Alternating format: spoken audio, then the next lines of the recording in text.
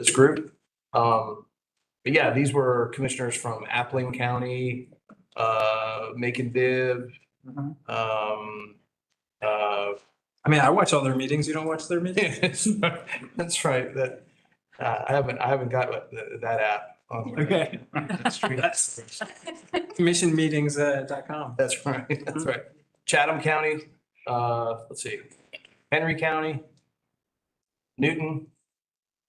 The person who I would almost label a groupie was from Rockdale. So there you go. No pressure, I say. No, I mean, you should feel like people are Shout out to Rockdale County. doing good work. Wait, you gotta say that again when the I camera. know, right?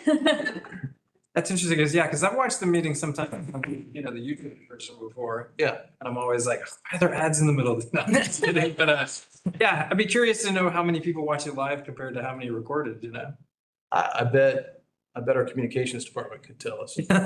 Yeah. Yeah. I mean, the views on ours are always more than one, so Yeah. might not be 100, but. A lot of it. Like 6. Yeah, see if it's uploaded. Go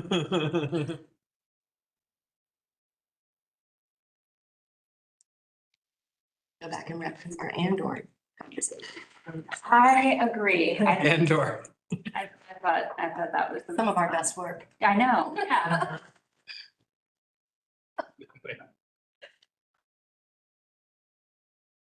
I told you this, Bruce, that now that I've attended planning commission meetings elsewhere for work, I really appreciate our group because I've seen some serious dysfunction. And I think even in our most frustrating moments, we are still functioning and trying to be civil and Good. thoughtful. And All right. so it made me appreciate this planning commission. There you go. Great. All right, so we are live. Would anybody like to introduce the staff reports into the record? I will. Okay, I make a motion to introduce staff reports as a record. Alright. And all materials into the record. have a second? Second. All right, all those in favor say aye. Meeting minutes from February 5th, 2026. Would anybody like to introduce those? Okay. Any comments, changes, anything? All right, all those in favor say aye. May courts. Yes. Yes, we have a May courts presentation. Very exciting. We have a report. Nell Warrens is going to join us. She is our planner 3 for transportation planning. And she's going to walk us through.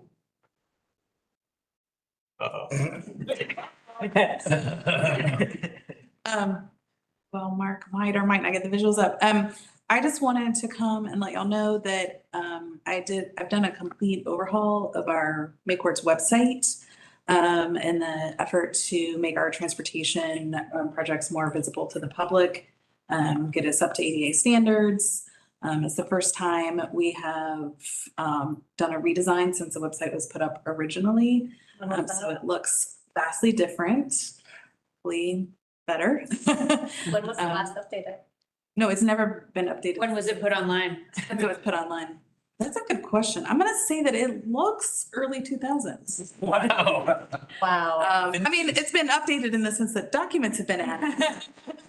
In the same. But it's still the same layout and design, so it's been completely redesigned.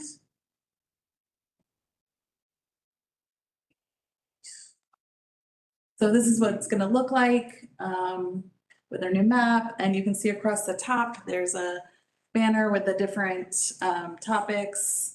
And the first one is the committee.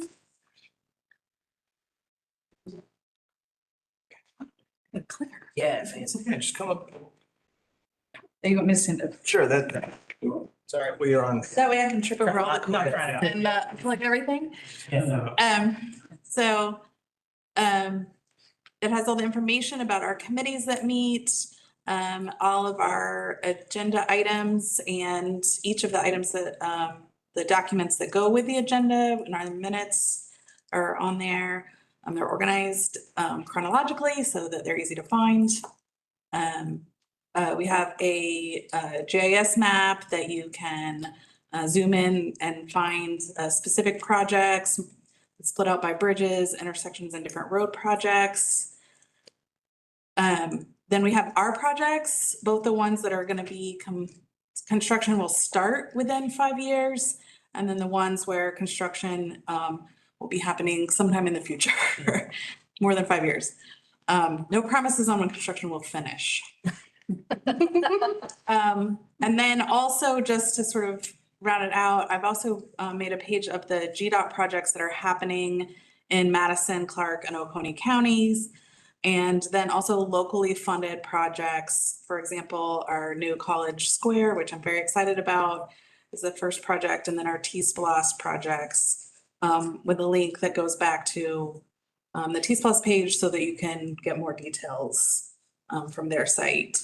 And then this is GDOT's made an amazing website about what they're doing on 316, even though it's not, well, 3 of the intersections are in our area. But just, I thought this is something that people would want to know. We all use 316.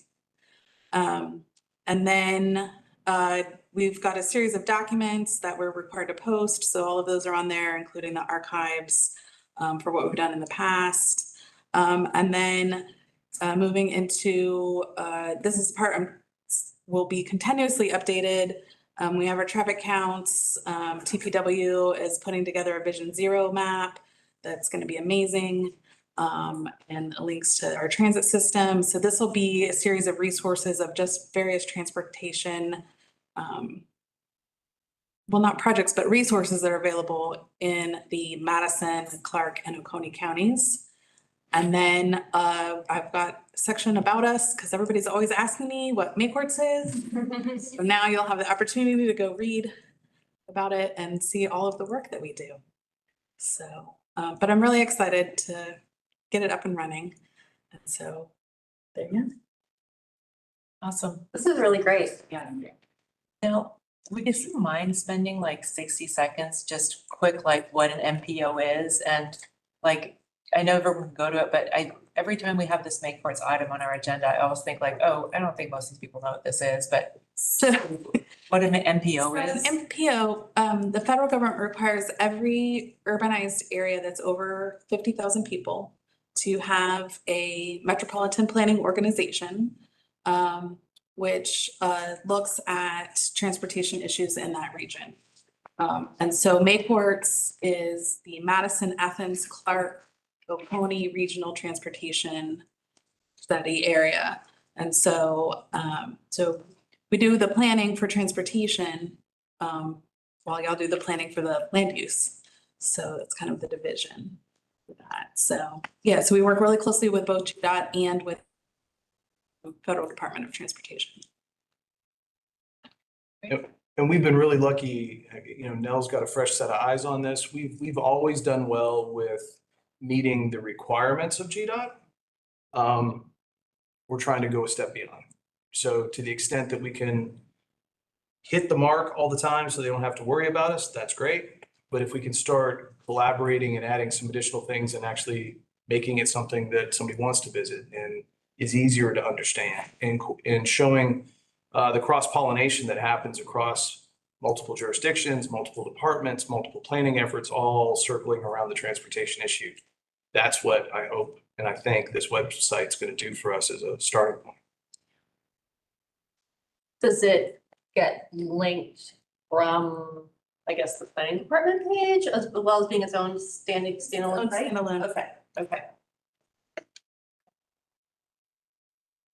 So, why not Jackson and Oglethorpe County, or is Jackson part of Gainesville? Jackson is part of Gainesville. Oglethorpe was invited. We do have a little piece of Oglethorpe that's in Maycourts because it's done by where the population lives. It's done off of census data, but they have declined to be part of the decision-making process, even though we do have a little piece of their county in our jurisdiction. do we keep up with Jackson County? Because they flood people into Athens, so it's, love their money, so keep coming, but. They have chosen to be with Gainesville. I mean, most of their population is in the northern part of the county, and that's where I-85 goes through. Do y'all kind of check in with each other? You know what I'm saying? Just We do talk. transportation crosses. Yes. This line. Okay. You kind of know what they're doing and they know what we're doing. I was gonna say there's a really heavy GDOT presence on the committees. Like, I think there's this sort of bigger state view of everything as well. Thank y'all for giving me the time. Thank you. Thanks. We haven't had a May courts presentation for a while, but if there's any public comment related to May courts, now would be the time. And if not, then we will go to our first item under new business, 330 Old Hall Road. Good evening, everybody. The following is the staff presentation for 330 Old Hole Road. These are the first two action items on the agenda. The associated plan numbers are Zone 2026-020293 and SUP 2026-020294. The request is for there are two requests. The first request is a rezoning request to remove existing zoning conditions on the property. To take it from I asterisk industrial with conditions to straight industrial. And then the second request is for a special use permit for a level 3 industrial use concrete batch plant. The level 3 was triggered as a result of truck traffic. The code stipulates that over a certain amount of truck traffic, over the amount of regular trips to the site, requires a level 3 use. Given that pretty much the entirety of the traffic going into the site is going to be truck use by sort of definition, the level 3 was triggered. This is the aerial view of the site. You can see it is undeveloped, largely wooded. To the north there is a Georgia Power station, and just a little bit further up Old Hole Road is the GDOT office. This is the zoning map, the proposed change. The triangle would go onto the property to indicate the special use permit if granted. This is the future land use, which is employment, and that would remain. This is the proposed site plan from the applicant. It's maybe a little bit difficult to determine the details, but essentially a driveway off of Old Hole Road would enter the site here, and on either side here are the units that would manufacture the concrete. Trucks would pull in these areas here to fill up. Staff's recommendation is for approval of move the zoning conditions that are existing on the site, and for approval with two conditions of the special use permit. Staff's found that it is compatible with the comprehensive plan as well as the future land use map, the zoning map, and the ordinances, and that special use criteria have been satisfied. The two conditions that staff is recommending to be associated with the special use permit is that the second condition of the 2004 rezone will be retained, stating that site design standards that are applicable to the EI zone will remain after rezoning to I. Given that the surrounding parcels are zoned to EI, staff feels that this would be most appropriate. And the second condition is that the property shall be limited to the uses permitted in EI, except for the specific use associated with the special use permit request. Again, to kind of keep the property in line with those surrounding it, and to ensure outside of the very specific use applied for with the special use permit that sort of constrains so that no other more heavy industrial uses would come in the future. And that concludes the staff report. Thank you. Now we'll hear from the applicant. Good evening, Bryce at WNA Engineering, 355 Oneida Street. I'd like to thank you all for your time and consideration tonight. This is a request basically to remove the binding site plan and zoning conditions that were established years ago for a waste transfer station that was ultimately never constructed. Our client wishes to use this property to house up to 2 mobile concrete batch plants. And a special use, as Robert said, is requested due to the truck traffic comprising over half of all of the trips that are generated. I understand the phrase concrete batch plant implies a use far larger and more impactful than what is actually in front of you here. These plants are the size of semi-truck trailers and exceed one of the industrial use thresholds only due to the small numbers of personnel that are required to operate them. They would exceed that threshold even if they had just 3 or 4 loads a day. You know, it just takes a couple of folks to run this thing. The proposed use is going to have negligible negative impacts on any surrounding properties, many of which are vacant and all of which are zoned for industrial and employment uses as well. And as staff pointed out in the report, the property is close to the loop and highways 29 and 72, which will lessen any impacts on local roads. I should add that the short-term intent is to place only 1 batch plant on this site. And if business is good and demand is sufficient, a second batch plant will follow in the years to come. The trip numbers that are cited in the report are a theoretical maximum that are unlikely to be approached at any time in the near future. Also, we have no problem with staff's proposed conditions of approval, and I look forward to answering any questions you may have. Thank you. Thank you. Is there anybody here to speak in support of the application? Is there anyone here to speak in opposition to the application? Okay, hearing none, we'll take it for discussion. Who wants to start? I just have a question, Bruce. Can you clarify that a little more about what the truck traffic impact is that triggers the need for this special use? So that level 3 use, if you exceed that percentage, and I think it is 50%, then it has that opportunity for us to have this kind of discussion to make sure it's appropriate. I will say in staff's evaluation, and I think the applicant did a good job presenting this in the packet, this location is kind of perfect because it really minimizes the amount of local road use for these trucks. And this section of a local road, that section of Old Hull Road, doesn't have that much passenger vehicle traffic. And that's the primary concern for having that tipping point for truck traffic, is the mixing of large, heavy trucks that can't slow down very well with heavy loads, mixing with passenger vehicles. That's why we have this special use requirement to bring those before and through this kind of process. Okay, so when I read the ordinance that it's discussed there, am I understanding it right that like it says truck traffic comprising 50% or more of the site generated trips? So it's not the absolute number of truck trips, it's the percentage of trips that are truck rather than car. So something that you had 100 car trips and 50 truck trips would not trigger this, but something that has 10 car trips and 6 yeah, 6 to 10 were trucks. yeah. So it might be single digit or low double digit numbers, and it's not an absolute number. It's just because they don't require a lot of car trips because there's not a lot of employees. That's Okay. Interesting.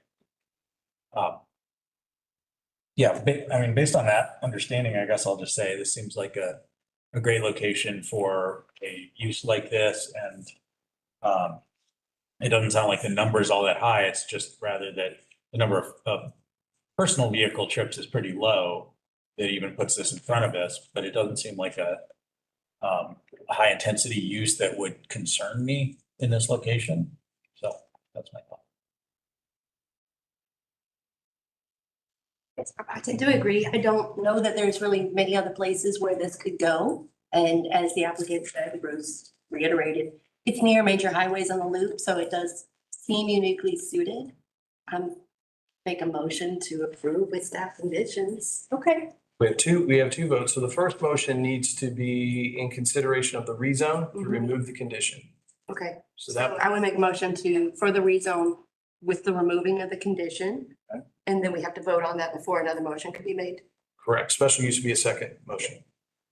oh, and the special use will contain the conditions.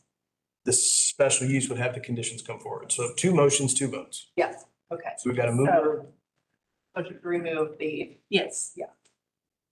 Oh, wait, I have a question about that Yeah, yeah. procedurally. So the staff conditions do really relate to uses under the zoning. Uh-huh. So I guess I'm curious, Second vote. that because it's associated with a special use permit? Correct. Yeah. So how does that then get reflected in like the zoning map? After the second vote. Okay, that special use puts those on. That's right. Yep. Okay. I'll second the motion. The second it, okay. All right. Already. Fleece, Yes. Beresford, Yes. Hall, Yes. Pass, Yes. Sams, Yes. Sanders, Yes. Lord, Yes. Garrett. Yes, Motion passes unanimously. all right. Can I make a motion for the second part? Sure. So make a motion to approve the special use permit with conditions, with the staff recommended conditions. Second. Any other comments? Otherwise. we'll vote. Garrett, Yes. Fleece. Yes. Beresford, Yes. Hall, Yes. Pass, Yes. Sams, Yes. Sanders. Yes. And Lord. Yes. Motion passes unanimously. All right. So item 345 West Hancock Avenue.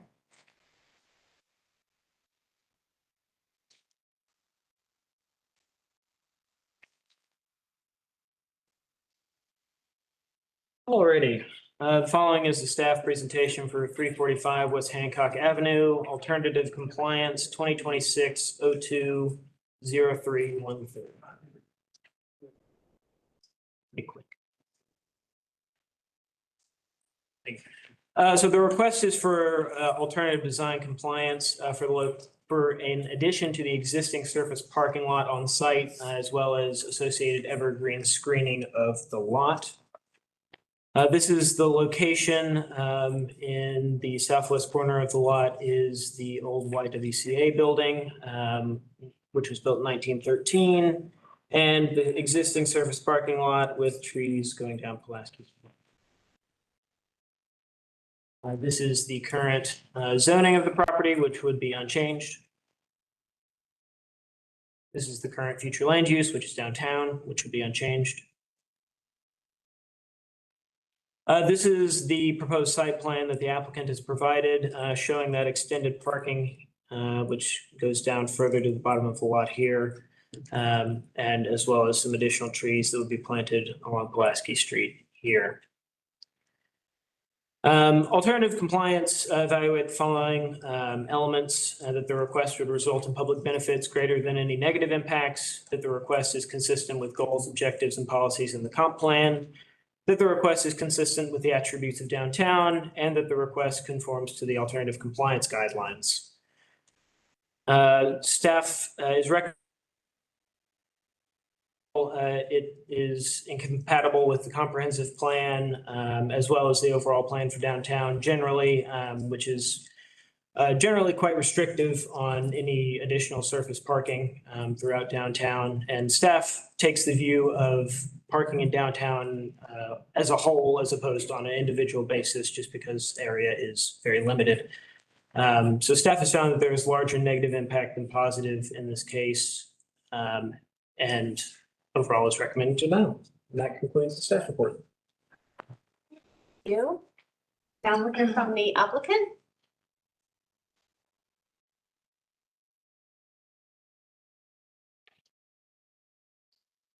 All right, thank you, guys. By way of introduction, my name is Jason Hodge, and I, along with Sam McElrath behind me, we own the LLC that owns this property. We were actually tenants in that building going back to 2015 or 16. And the previous owner asked us one day if we'd be interested in purchasing the building, which we ended up doing in 2018. Neither of us is a landlord by trade. We certainly didn't know all the codes and zoning variances and whatnot, but have learned a lot since 2018. Friends, engineers, Claude Co-work has helped a bunch. But here we are. We inherited all the existing conditions of this historic property, which includes the parking on the front and the sides. We now know that if we were building this today, we would do the exact opposite of this.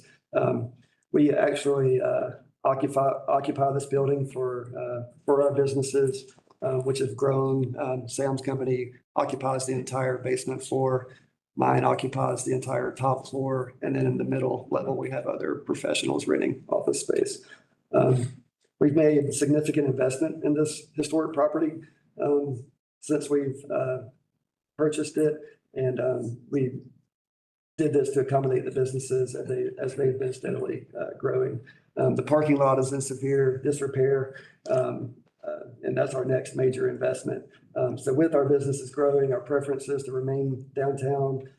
We wanted to see if we could potentially expand the parking lot while undertaking the required maintenance that's needed right now. Having parking on site is one of the main reasons we wanted to buy the property. We like having our staff in office and have had to adjust to some hybrid type remote setups to just, we're really close to having the amount of parking required, but if we're having busy days at the office, we'll have to make other plans. We investigated options for shared parking in our area through Prestige Parking, who's actually a tenant of ours on the main level. We know they manage a lot of the lots downtown, but understand options are extremely limited due to all the requests for parking by the multifamily development. So in consideration of our submittal, we acknowledge planning staff's recommendation to deny this request, given the strict application of the code. But we would like the commission to consider our following responses to the staff's issues. First, with regard to the parking count requested, our building is actually 11,327 square feet as a result of the renovations we've undertaken. We believe planning may have used the Q Public square footage as the basis for their evaluation, and that's not correct. Our request for 37 spaces actually meets code for the maximum allowed based on one space per 450 square feet, which requires 25 minimum. However, the maximum allowed is 50% more, which would get us to the 37. It appears that the building square footage wasn't listed on the site plan submittal. So that was our fault or the engineers, which has led to this confusion, but we're happy to confirm this number.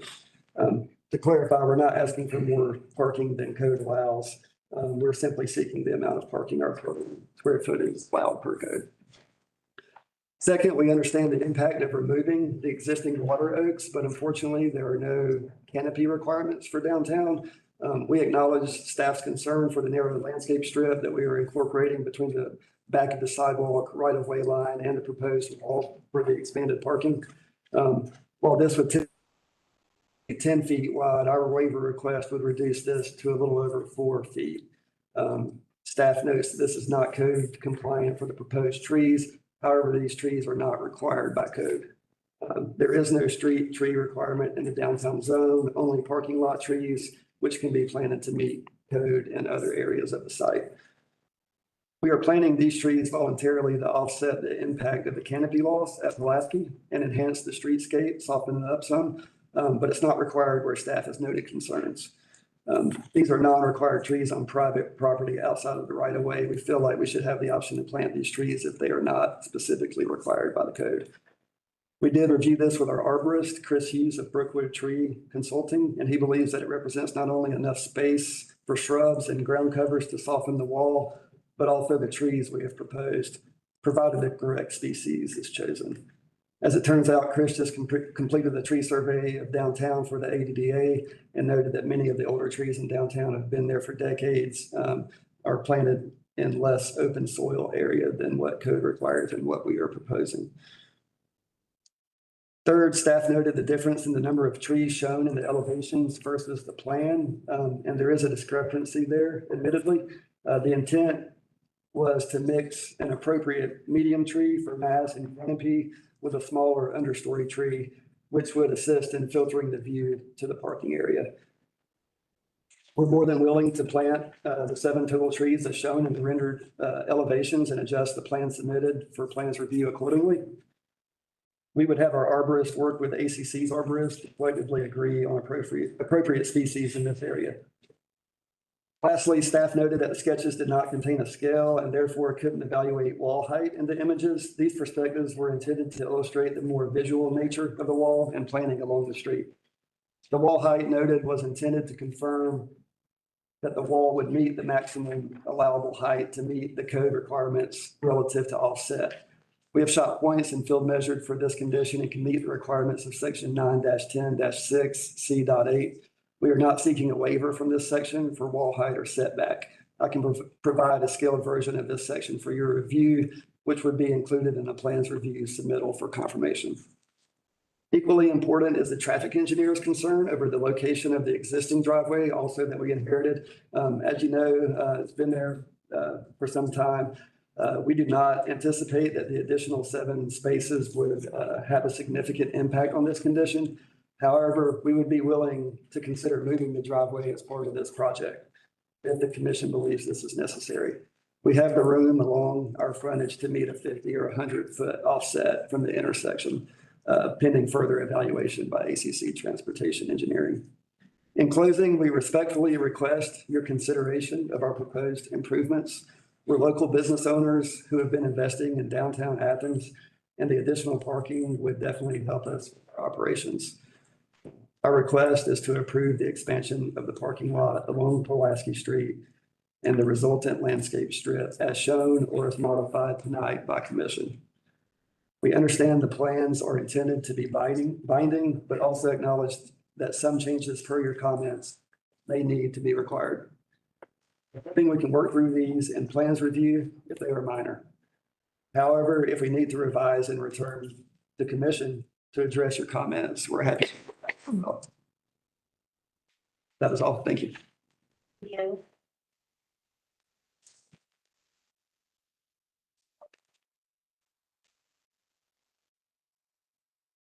Is there anyone here to speak in support of the application? Hey, everyone, Sam McElrath, 725 Bobbin Mill Road here in Athens. Like Jason said, we've grown our businesses. We love the being downtown, part of this community. We've made a lot of significant investments in the building, and I don't know if anybody checked out the parking lot, but it's, the concrete's coming up and it's in bad shape. So initially we were just like, well, we'll just do some maintenance, go back. And then we thought, in our minds, we want to make the property more beautiful, more attractive, more enjoyable for our staff and just everybody, our neighbors too. So just, landscape, hardscape, and increase the parking by just a few spaces. So we feel like it's a good ask and willing to work with ACC to work through these next steps. So y'all's feedback. Thank you. Anyone else to speak in support of the application? Anyone to speak in opposition? Okay. Who wants to start us off? So, Sure. I always really try to default to starting with that staff is right and that I'll agree with it. And I just don't agree with staff on this particular staff report. For some reason, this one, I think we do have to kind of sort out a couple of these technical questions that just came up, like whether if the request does actually need to have a request for additional parking, because depending on the square footage calculation, I think that kind of needs to get resolved. So, but I'm also okay with it if they, I kind of understand that the various members of staff and department need to say things like, we can't expand the non-conforming driveway use. The last thing I'm interested in is moving that driveway because 5 more parking spaces or whatever that's going to be is in that driveway. And so it seems to me like, and yeah, there's a lot of technical questions. I'm okay with more parking. this is a unique property. It's not necessarily right in the middle of the downtown. They inherited this weird corner front yard parking. And I don't think it's gonna make that big a difference. I just want to note things that I thought about, and I think that the applicants brought up is, these water oaks can get demolished or taken out tomorrow, I believe. I don't think there's any requirement that they stay. A lot of water oaks in this area are at the end of their lifespan, unfortunately, so water oaks are kind of a ticking time bomb of that size. And I'm I'm a little curious about whether this would actually be a binding site plan. Because one of the things that I noted is like, they're proposing more trees in the parking lot.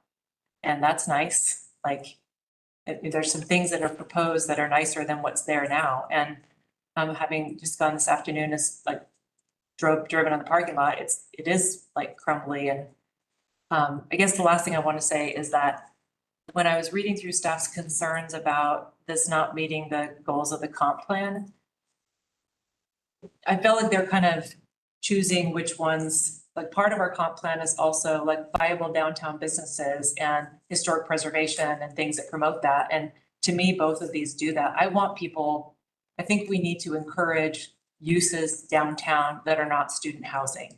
And if it helps somebody make their property more viable and more beautiful, because a parking lot with like new trees in it can actually be a lot more attractive, I'll take it. And I think there is this question about this buffering requirement. And I think that even if we accepted that they don't need to ask for more parking, there might be something in there about needing to reduce the width of the buffer. So I think we probably need to talk about that, but that's my general feeling about this one.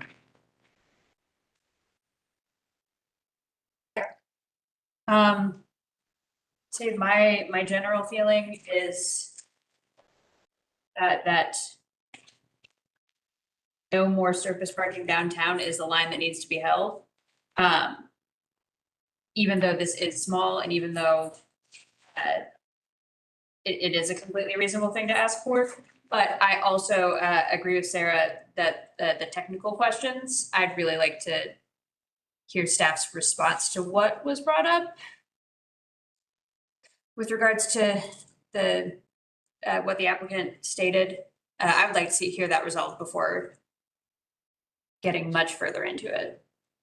I mean, we can address that now. Yeah. Like, so one of the things to keep in mind in the commercial downtown zone, required parking is only required for residential uses and hotel uses. So commercial uses, there is no requirement. You are allowed to have zero in function. Now, it is property owners' right to also look at the ratios that are in chapter 930 and apply those.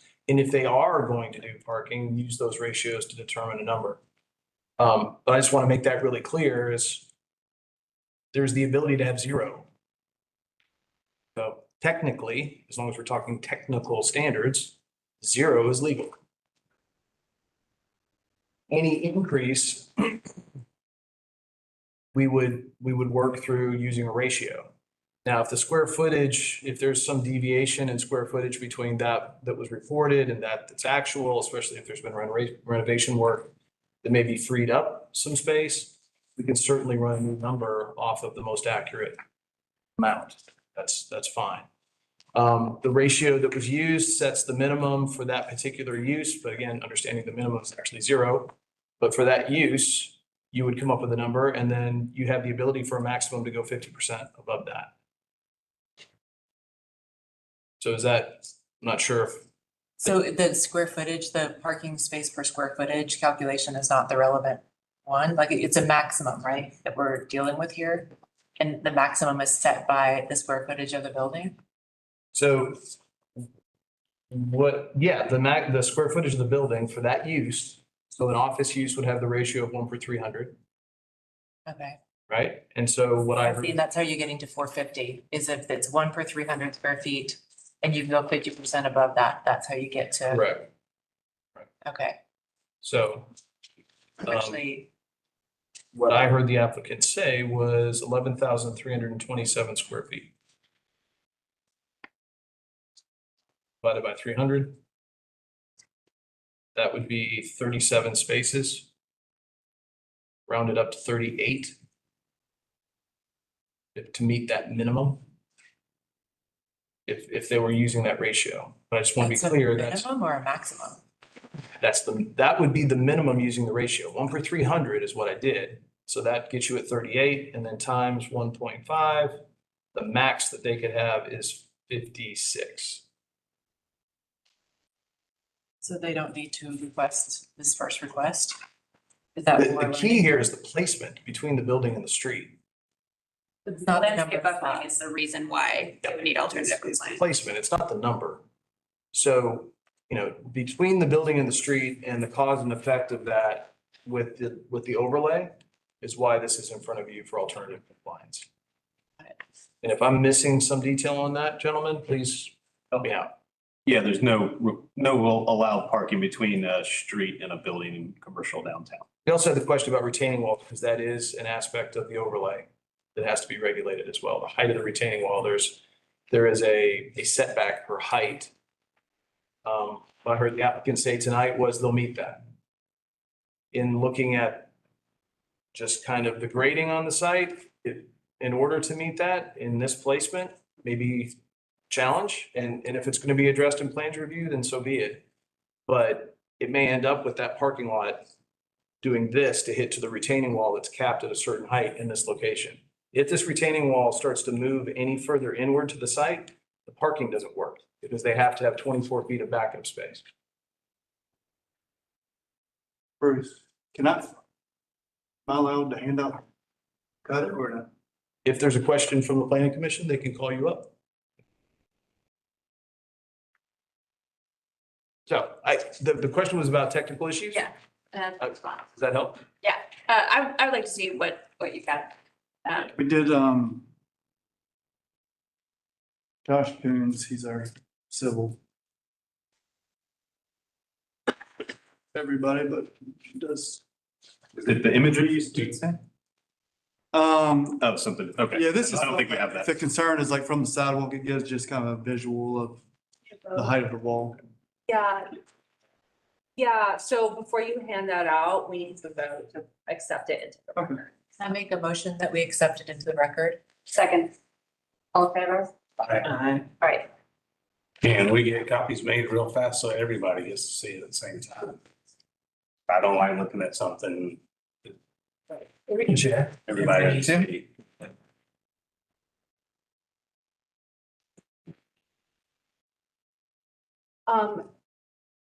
Following up to Sarah's question regarding the screening.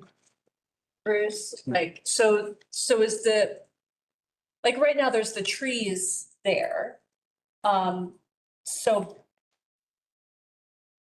it really doesn't even matter what is along the street. It's the fact that there's just parking between the street and the building is the issue. Yeah, and any tree that's in the right of way is an Athens-Clarke County tree. So a project that removes or impacts those trees. A street tree requirement in the downtown, but any Athens-Clarke County tree is a protected tree. And so that tree would have to be wholly contained on their site for it to be their purview to remove. And I'm not 100% certain that we know exactly where the existing trees fall, if they're completely on their property or if they are straddling a property line. So that's an issue that is involved with this. They're certainly showing replanting on this plan.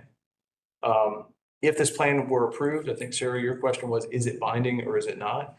This is what you are voting on is a proposed remedy as an alternative to comply with the guideline.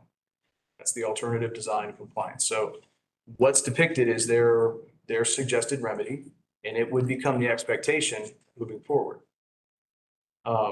If the driveway alignment, and I don't know if you want to refer to Transportation and Public Works staff, want to comment on that. But if that driveway alignment were to move, you could do one of two things. You could want to see what that would look like on a new plan. And that would be part of an action either to table or to deny, if that was something that you needed more information about. Or you could have a condition of approval that The maximum amount of spaces between the building and the street, between the building and the street is to not exceed what was depicted. And all plantings would be allowed to occur with the opportunity for tree placement to shift in response to driveway placement. That is another option, a condition of approval that you could put on it if you were headed in that direction. There is a landscape buffer requirement of 10 feet. Downtown. And that the alternative proposed in the design is the tree plantings, the upper and lower story in the wall. Yeah, just to let everyone know where the applicant is trying to get to from that point.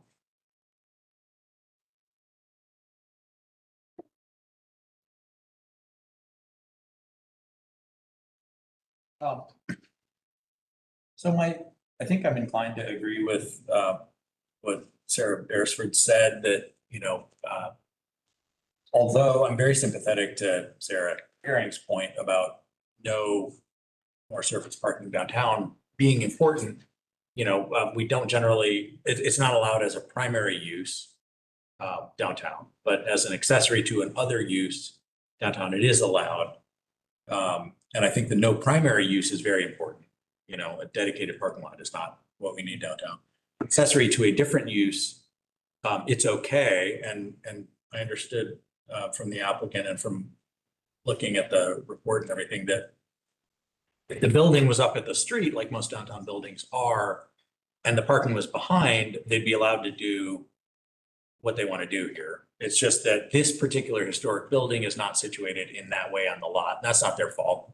And they're trying to continue a positive use downtown. The diversity of uses downtown, not all for students and for tourists, having offices downtown, supporting local businesses at lunchtime, et cetera, I think is a very good thing for maintaining the fabric of downtown. So I think my inclination would be to ultimately disagree with the staff report, although I see where that's coming from, and to support allowing them to do what they're trying to do here so that they can continue investing in the building and having their businesses downtown. And that's just good for the balance of uses in the downtown area. I tend to agree with Sarah Herring on this 100%, because in driving in here tonight, I was looking at an empty parking lot that was right across the street from here within line sight of this building, and it had one car in it. And I know that downtown parking agreements are difficult, but I also don't think it's on us to make the conditions of that property whole for them. And I think that 10-foot buffer and the trees, as mature as they are really important to the landscape of downtown and serve a function and beautify the street. And it's gonna take a long time for those trees to get back to the place to replace what's there.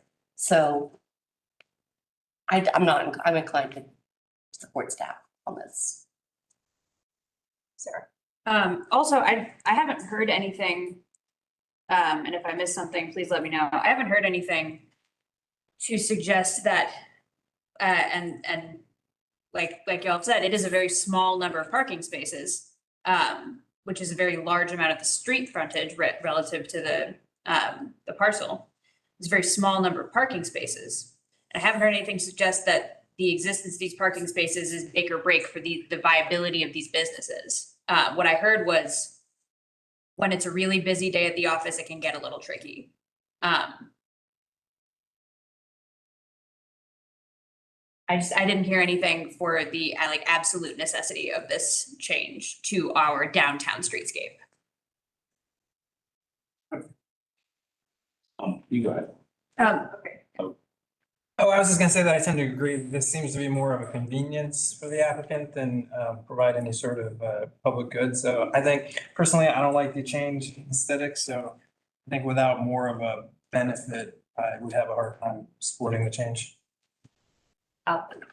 So at first when I was just glancing, I was not in favor. I was like, this is not what we want, more parking like this. I looked into it, drove by it, heard the applicant, and all of that has molded me back into, well, first of all, water oaks, those things are gonna be gone in 10 years. They were all the rage 100 years ago because they grew fast, and grow fast, die fast. And we're seeing it all up and down Millage Avenue. And it is, I've been on a committee that looked into what do we do about Millage Avenue, because it's gonna lose those big trees. It's losing them fast. And so these trees are gonna be gone. I don't care. I love the shade. I love oaks. They're great. But, and then as far as them being able, and again, it's not necessarily everything we're dealing with here, but extra parking there, they, with the building itself. I've driven by there plenty of times and it's pretty daggone full. So I mean, it just depends on when you go by there. That goes with every business in town. And I'll be honest, Pulaski, and 61 years old, born and raised here, and otherwise at every meeting somewhere in it. But in my mind, downtown stops at Pulaski. The idea that it goes on past it in that direction, I actually have some issues with some of the building that has taken that and done it. So this having, adding the parking, the downtown rules just feel a little odd in a sense. But back to the thing on the trees aren't going to last very long anyway. I will miss the shade if this goes forward and they do cut them down and they plant these others. I will probably not like that, but as they grow up and begin to shade, it'll be something that in 10 years, it's going to look fine about the time that the trees that are there are going to be down. And so at least there's something in its place. Just whether or not there are trees there, the comprehensive plan policies of decrease single occupancy car ride by incentivizing alternative transportation, decrease the number of vehicles in downtown, while increasing the amount of clean, walkable, attractive park-like open space. Decreasing the number of vehicles, decreasing single occupancy car rides has a much broader impact than just one parking lot. That's just want to draw attention back to that. I also wanted to ask the applicant if he had anything to say. I saw him raise his hand after I said something, and I'd just be curious to if you wanted to come up and share whatever was on your mind. Thank you so much. Hearing a couple of mentions about the water oaks reminded me of something I should have put in the story from earlier. Is we unfortunately lost one recently a few years back. I don't know if you guys were aware.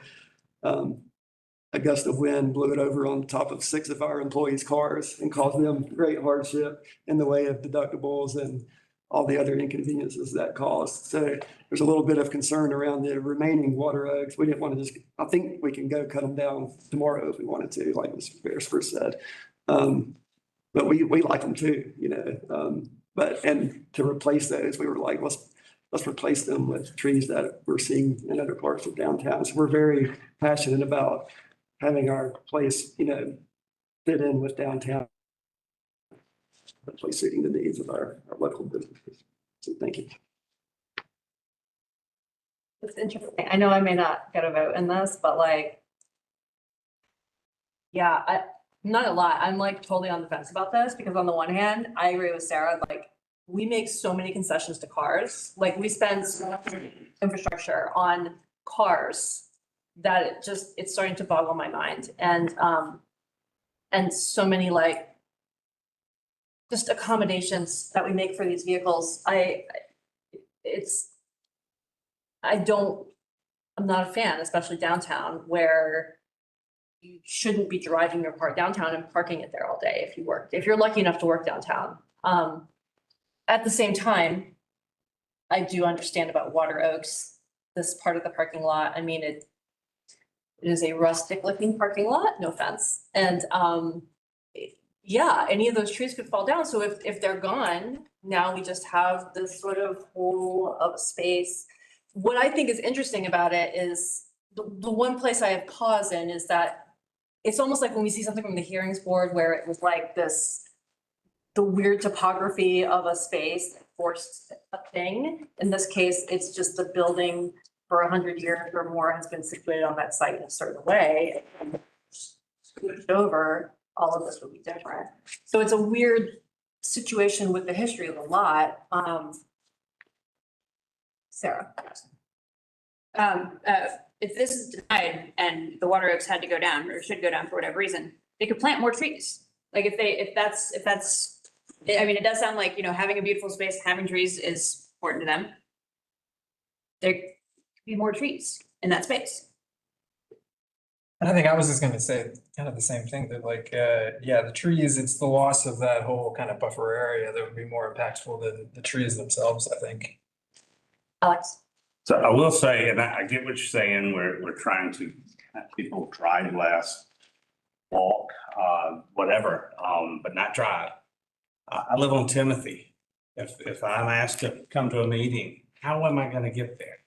Because the bus doesn't come out there and I'm not e-biking all the way over there with my sport coat on. It's the world isn't gonna stop doing what we do. And a lot of us in business have unpredictable schedules. So I'm kind of just throwing it out. I'm staring at you and I don't mean that, but, so I mean, problem's not resolved. It's, and again, it's just a general statement about parking. It's, not everybody has the opportunity to ride the bus or ride a bike or skateboard. But to that point, though, I mean, we perpetuate the problem by you're able to just get in your car. I think you can just park right in front of the building where you have your. But why, what else? Because there's other parking downtown. I mean, we have 2 public decks that we paid for that are a couple blocks. Exactly, and it's pouring down rain. I just got a knee replacement. I mean, I'm just telling you,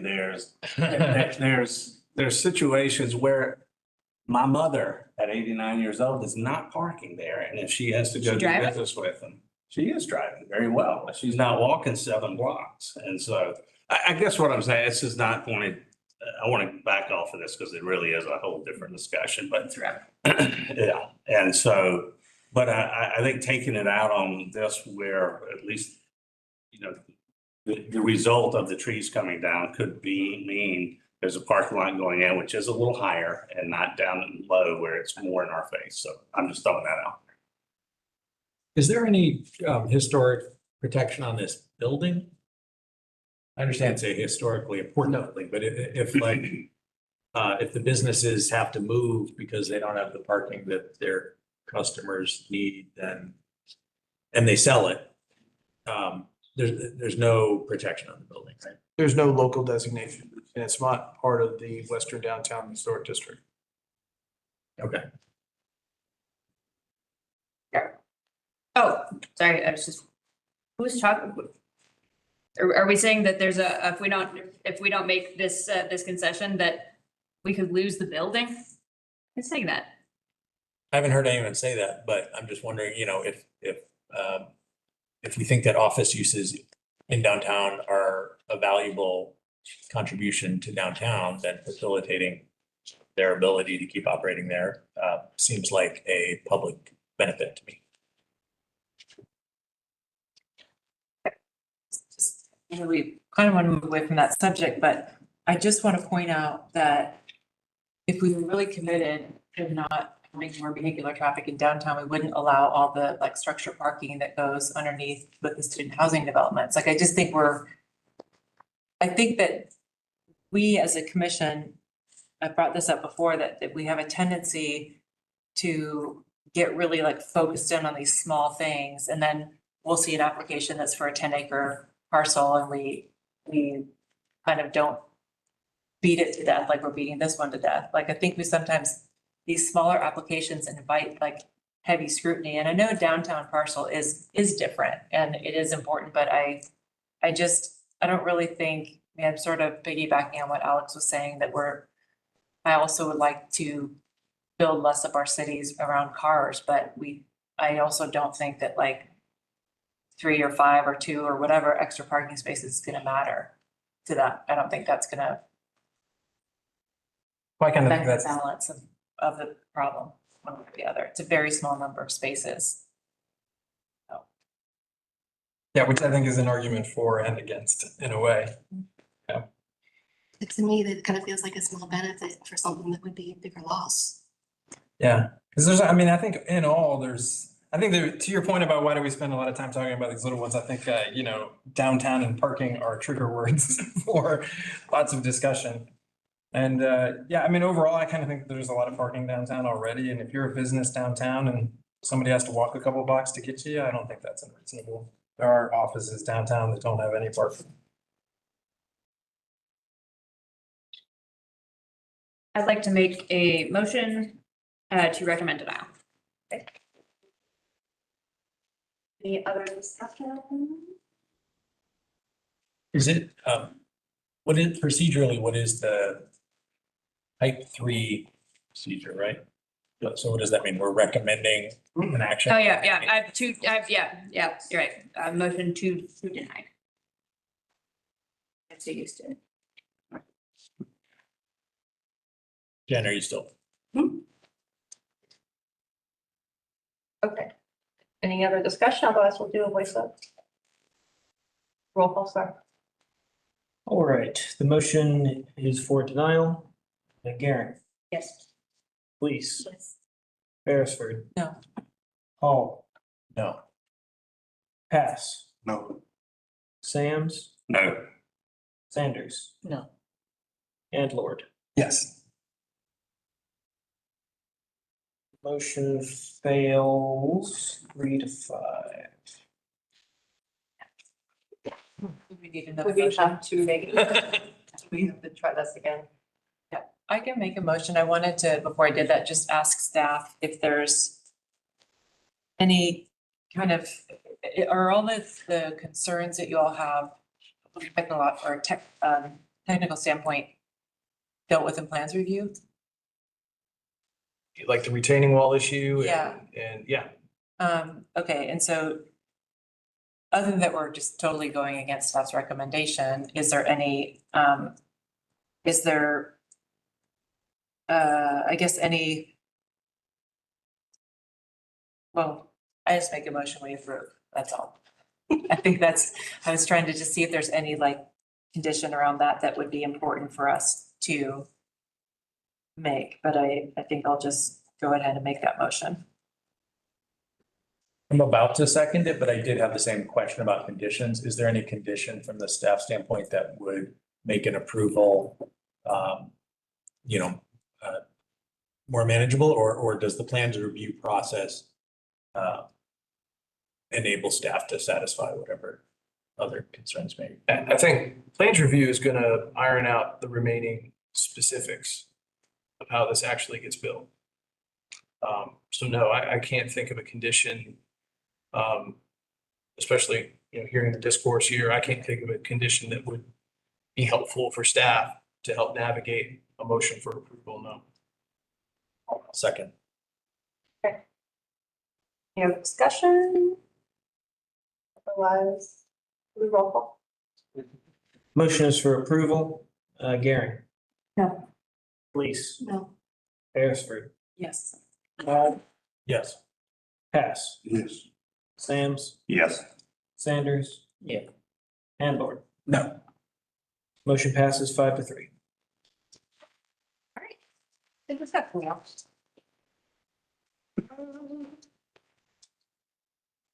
Great, number 4, 145 Hayward Allen Parkway. For comments.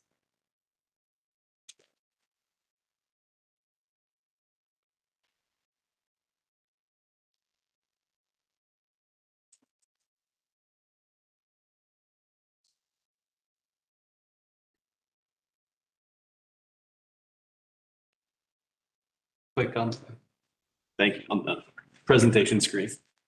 Thank you, Max. Okay. We have a concept review for you at 145 Hayward Allen Parkway. This is not that SUP. Okay, sorry, I apologize. Is in the agenda in your notes. I apologize for that. The applicant is looking to do a mixed-use development that would allow ground floor residential. That would require a special use permit. The applicant is before you all this evening to get some feedback before they actually submit that. So this is just a concept review for that. The property is 7.51 acres. It is currently undeveloped. The proposal that they are looking at is 179 bedrooms. They have 3 different residential types that they would like to incorporate. They have an apartment structure. They have a secondary grouping that I would also call apartments as well. The first apartment structure would be that mixed use component that would have some sort of neighborhood scale commercial. And then to the rear, they're looking to do some attached single family dwellings as well as some detached single family dwellings. Here is the site. So we're just a little bit off of Atlanta Highway on Hayward Allen Parkway. We've got Hayward Allen Toyota right here. And if you guys have driven by the Loop or by Atlanta Highway, you can see a residential complex that is going in back here to the rear. I mentioned that because that residential complex will connect this roadway around. This is Hayward Allen Parkway. This is the Preserve Drive up here that is accessed off of Mitchell Bridge Road and serves, I think 3, maybe 4 apartment complexes now at this point. Here is the future land use. It is general business, as is the majority of the parcels going towards Atlanta Highway. And then to the rear, the majority of the parcels are the mixed density residential. Fairly similar looking zoning map here to the future land use map. We have commercial general on the property and commercial general towards Atlanta Highway. Then we have RM2 mixed density residential to the rear. You can see some environmental areas there off to the side. So again, Hayward Allen Parkway here. We've got existing apartment complexes. We have the apartment complexes being constructed. We have the Tremont neighborhood and the assisted living care here. The Oconee River is right up here, which is where you see some of this floodway and some of the streams that go into the Oconee. In addition to that, there are long-term plans for connection of the Greenway up this side of the river. And this residential complex right here is providing a future opportunity to that, if you all remember that rezone from last year.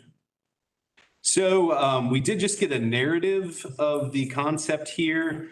The applicant has since put together a site plan. I will allow them to present and speak to that. But in terms of consideration for this project, there is a need for housing and a variety of housing. So we've got at least a couple different unit types here proposed in this development and a need for additional housing. This is a pretty good location with good access.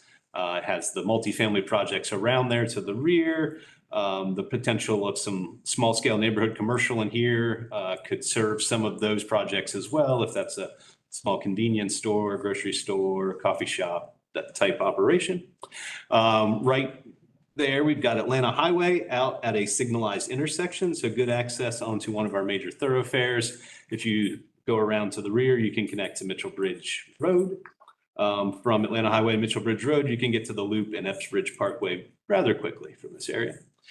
This is redevelopment around some existing infrastructure. I spoke with our public utilities department. They have recently upgraded the sewer in this area. So there is no capacity evaluation given for this project, but they gave me the thumbs up that we're in pretty good shape in this area. Also good connection to water. And then as additional infrastructure. We also have the 2 ACC transit lines that run down Atlanta Highway to this portion that would be fairly easy to access from the site. And as I mentioned, there is that potential connection to the ACC Future Greenway. That will conclude the staff reports, and I will go ahead and leave this up here for the applicant. All right, now we'll hear from the applicant.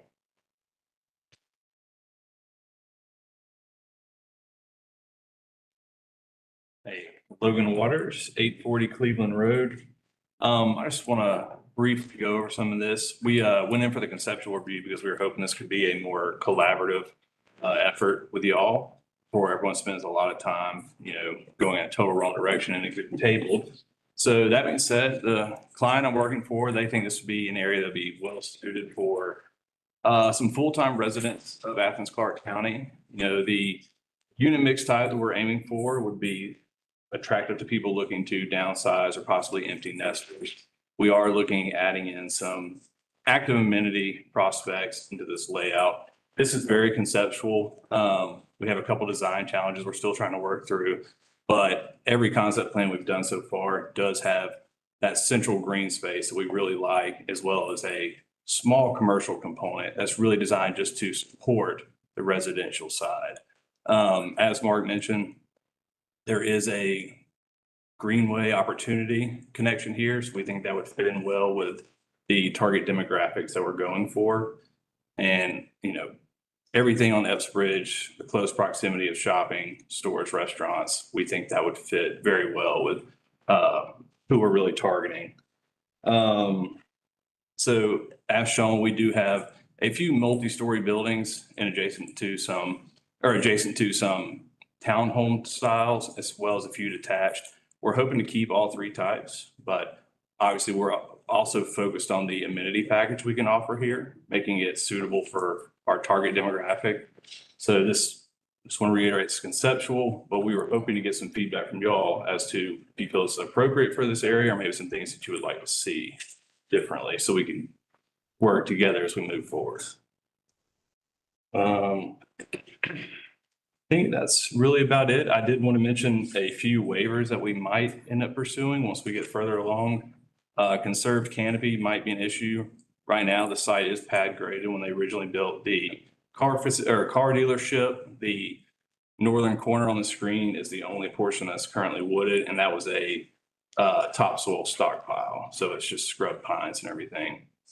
Unfortunately, I think for us to get the density and have the active amenity, we're probably going to take out a lot of clear a lot of the site. So we are anticipating that waiver, as well as only having a single entrance for we exceed the traffic threshold. So looking forward to it. If you have any questions, be happy to answer them. You know. Is it a comment?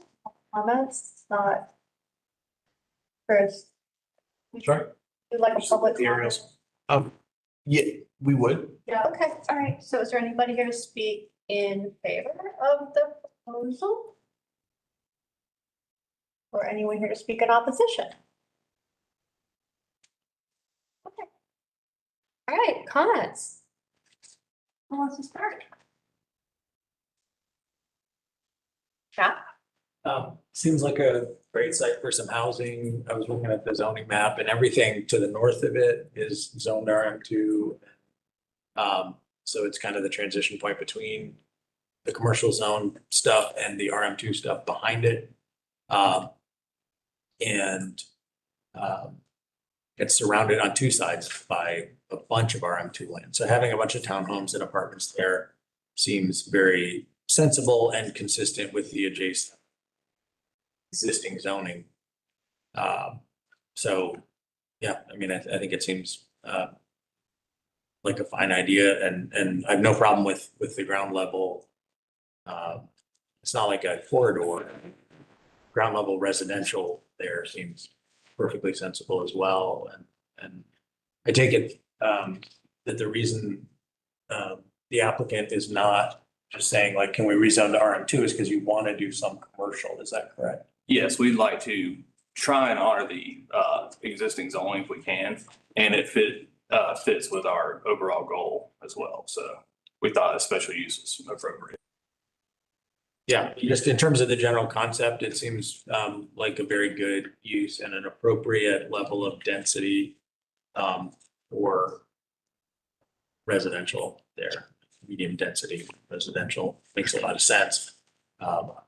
Neighborhood serving commercial seems like an enhancement. So yeah, I'm strongly pro the general concept.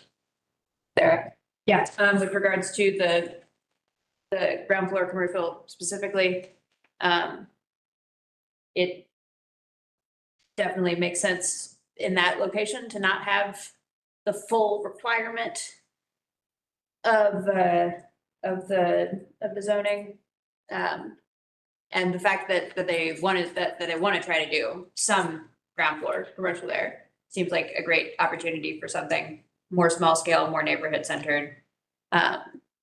Very, very much in support of that. I love it. I mean, in concept for those reasons. I like the variety of housing types. I really like that they've got some multifamily added in with the townhomes. I hope that they'll have some architectural variety within the townhomes and they don't do the same. But I really appreciate them going for the special use permit over the RM2 so that they can keep a little bit of commercial there to get back to the car centric. This allows the people who live there to have some amenities, some commercial amenities on site, and it doesn't seem appropriate to have a full blown commercial first floor there because it's kind of tucked back. So I think in concept, I really like where they're headed. I asked the applicant, you mentioned there were some challenges with the site. Could you come up and talk a little bit about some of the things you're grappling with? Yeah. So I don't want to sit here and be like, well, move this and move this. So the shape of the parcel is slightly odd on the frontage. We have that section. Is this it? Yeah, the green button. Green button? Yeah. Oh, man, shake a little bit. So it's a pond area right here. That and maybe an amenity is really the only thing we can fit there. We also have some easements along the frontage. There's a 60-inch pipe that's coming from Hayward Island right there. And on the back here where we have the planning shown, that is existing canopy now, but it's within the Georgia Power Transmission easement. So I'm not sure the wires should be able to count that. Right in this area, there's actually like a 30-foot stockpile of topsoil that's got pine trees on it. And it dips off pretty severely in the back corner. So we'll have some challenges as far as getting to sewer on the front and also getting stormwater in for this back area. But things that we're, working towards. No site's easy anymore. No, because I don't want to like re-engineer your site because clearly, but like I did notice that sort of gaping hole in the front where it was like, that should be like, if you ask me, that's the commercial, Yeah, so right now, the commercial is this area.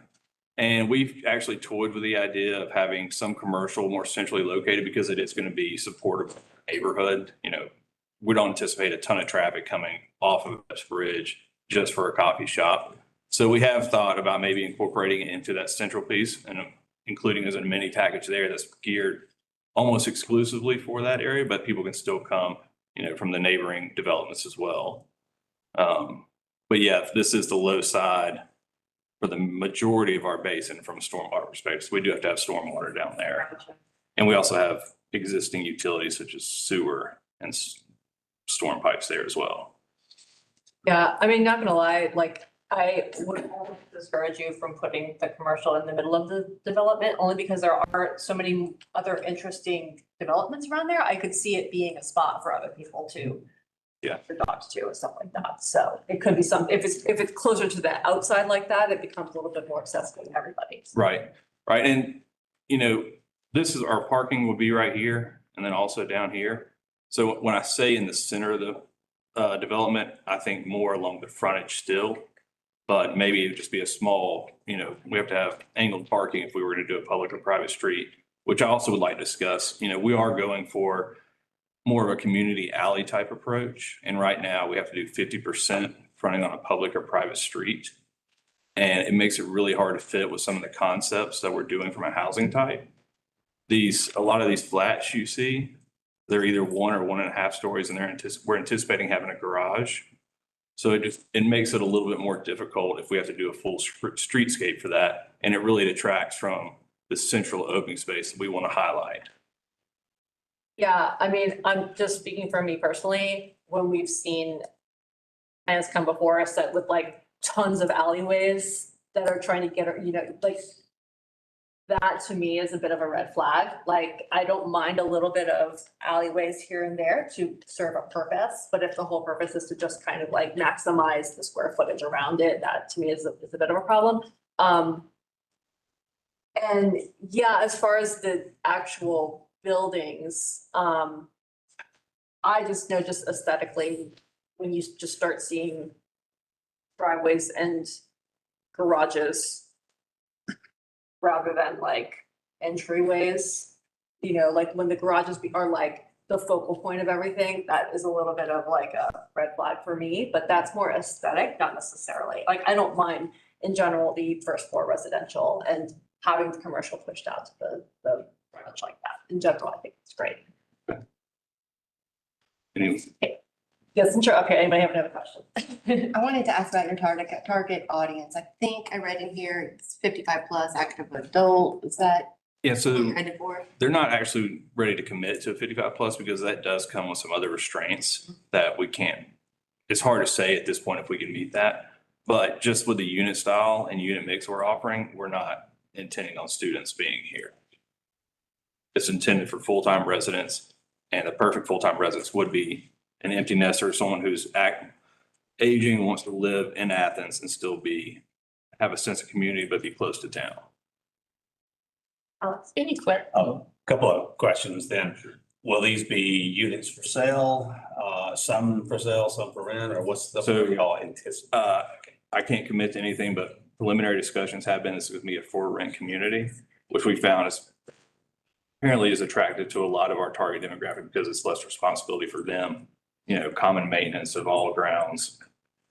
All they're responsible for is what's inside their home. Okay, and then, so when you said alley, I did just like you did. I went, whoa. And it looked like you were saying what we see as a street, y'all are thinking that could be done as an alley.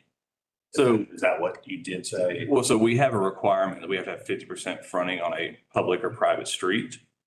And what I'm saying is, once we incorporate a public or private street, especially with these garages here, it shrinks down our central space.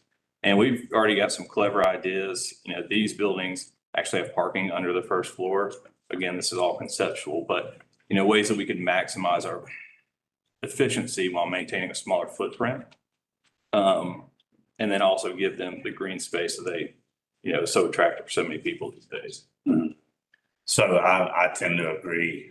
We did have a project that came through that was, I think we all kind of felt it was kind of cheating the system. Putting in all these alleys and you drive into these neighborhoods and all you see is, I'm just going to say it, the butt end of a house. And that is not attractive. And in the long run, that is going to deplete the value of a neighborhood like that, whether it's rental or purchasing. It's just going to get ugly and it's just going to get, and you don't have to do I understand with the alleys, you don't have to do the walkway. There are sidewalks and the trees and things you don't have to add when you do that.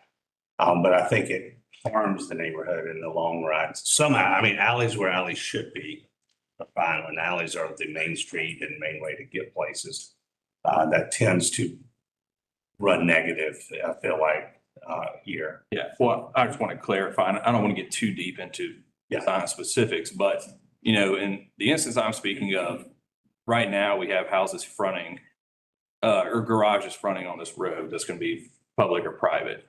You know, maybe an alternative would be we're allowed a smaller percentage on that road, but we can do rear served alleys. So that way, maybe some of these units can actually front and have their entryways opening up to green space.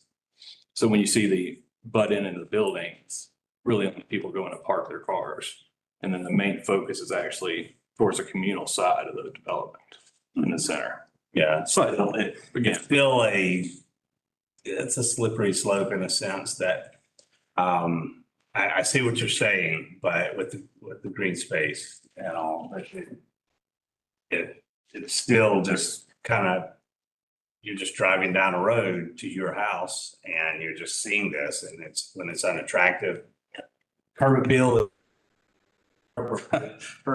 is a very real thing. And so keep it in mind. I mean, this is just a discussion here. So yeah, and we're hoping to get a binding plan.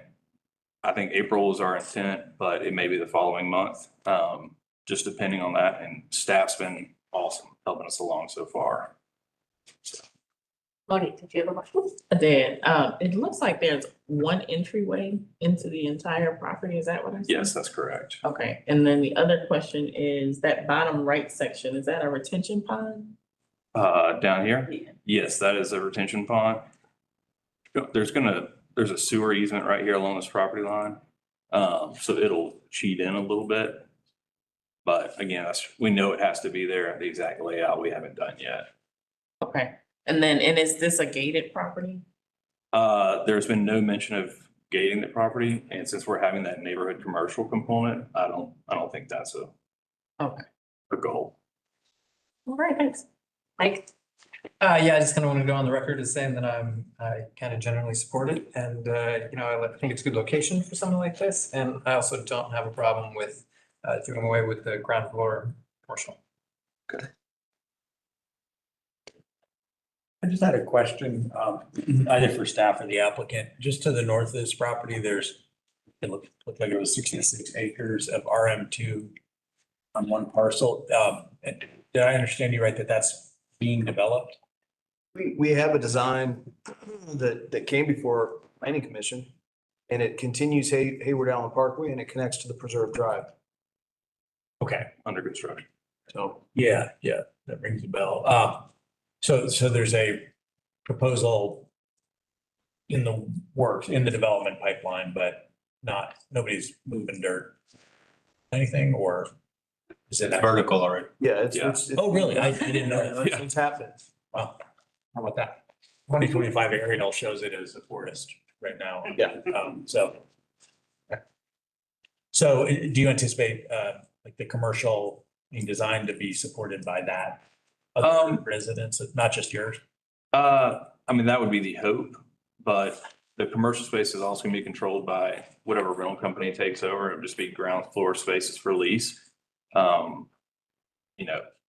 In a perfect world, yeah, they would utilize a coffee shop or a neighborhood convenience store, but I think that's part of the reason we're not showing a full level commercial or a large scale footprint, is because we just don't think there's gonna be the population base to support that consistently, at least. And you mentioned that the majority of your site, I'm looking again at the 2025 aerial, it looks like it's 70% or more is just a flat pad now. There is no existing tree cover. It's only in that north corner. In that north corner, yeah. Okay. There's one pine tree. That's next to the dealership. Okay, well, so just to comment on the waivers you mentioned, like canopy, like you don't have any trees, so it seems fine to, I would support a waiver on conserved canopy. The single entry is only a problem because of the mixed use, is that right? Like if it was all residential, a single entry would be allowed, or is that not all? So that trip generation standard that we've talked about may come into play with this now that we're seeing sort of the concept. But with the extension of the roadway, I'm seeing what you've designed as a turnaround at the northern tip. That's the existing turnaround. So once we actually have it surveyed, we'll show a connection to the proposed road. So there would be 2 points of access at that point. No, we would have a single entrance to our site. But at the top of your design, where there is a turnaround at the end of Yes. the park, Yes. that could connect to the roadway alignment, could it not? I'm not sure I follow. You're saying, I think he's talking about the hammerhead at the top. Very top, the northern. Is that being? Oh, up here? Yeah. No, so I don't think the grades will actually work in this area. And there's also some environmental areas on this side as well. I wondered a little bit about when when fire marshal looked at this, they didn't have a site plan, is that right? No, absolutely not. Yeah, so I think that would probably be a really important part of this is like the turn radii and making sure fire's happy. And it might be that, I know there was one application we saw years ago where they did have to add a second access point that was gated, like in the sense that only emergency would have access to that gate code if they needed it, but I think that'd probably be a pretty with fire. But I do have a question kind of procedurally. So the request that's probably gonna come to us, remind me, this is already zone CG, correct? Mhm. So the request is really the special use permit and we think it might come with a binding site plan? I believe it has two. Is that what, and so can that come with the request, the conserved canopy rate waiver and the, Variances can be considered With the with a binding site special plan. use Okay. request, yeah. okay, it doesn't need to be a PD or anything like that. Okay. And I'm trying to remember, I know the alley thing has come up with staff a lot, but in past projects, but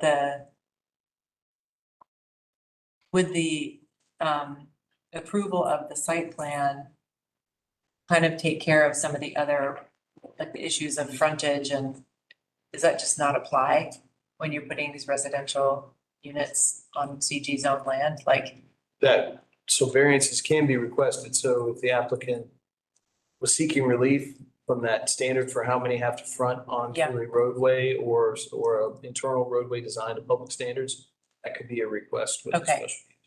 got it.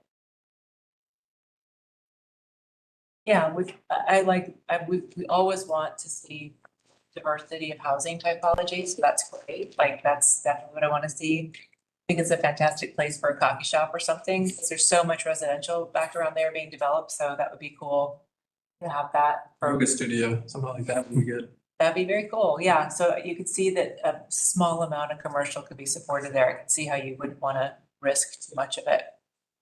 And I don't have a proposed solution to the sort of butt ends of houses versus kind of what's facing the center green, but I do I was wondering, like, are all the houses that are on the, on the left side in a row, as well as the houses, yeah, and the ones across the alley from those that are those all gonna be served by garages?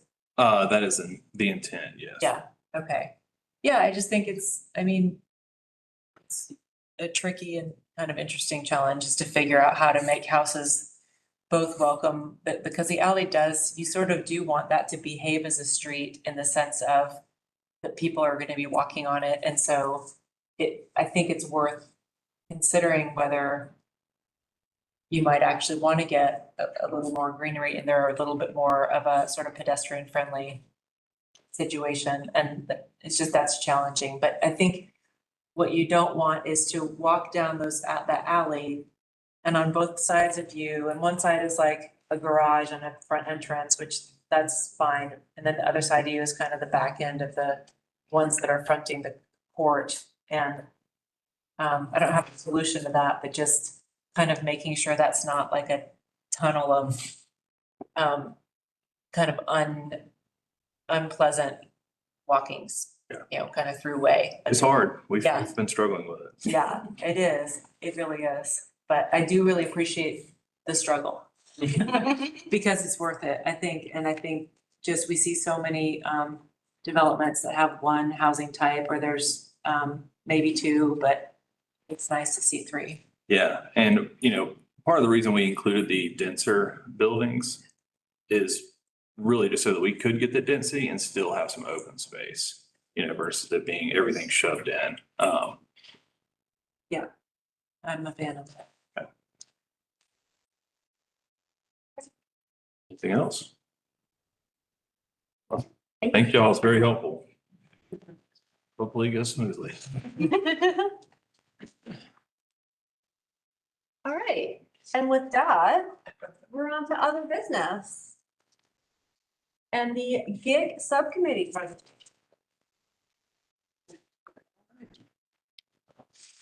Have the slides, From Melinda. Danielle's slides to put up. I should ask you this before. I figured you did. Okay. Looks like a no. Would you like me to? I can probably email them. I also brought my laptop, but I don't know how to. Mark. Yes. Okay. May have, you can get on the ACCS Wi-Fi. You just have to acknowledge the terms and conditions. Sorry, I'll just. We can start without that and, okay. Or should you send it to Mark? Yeah, okay, which is. Received. Danielle, do you have Mark Beechuk's email? I'll get it to you.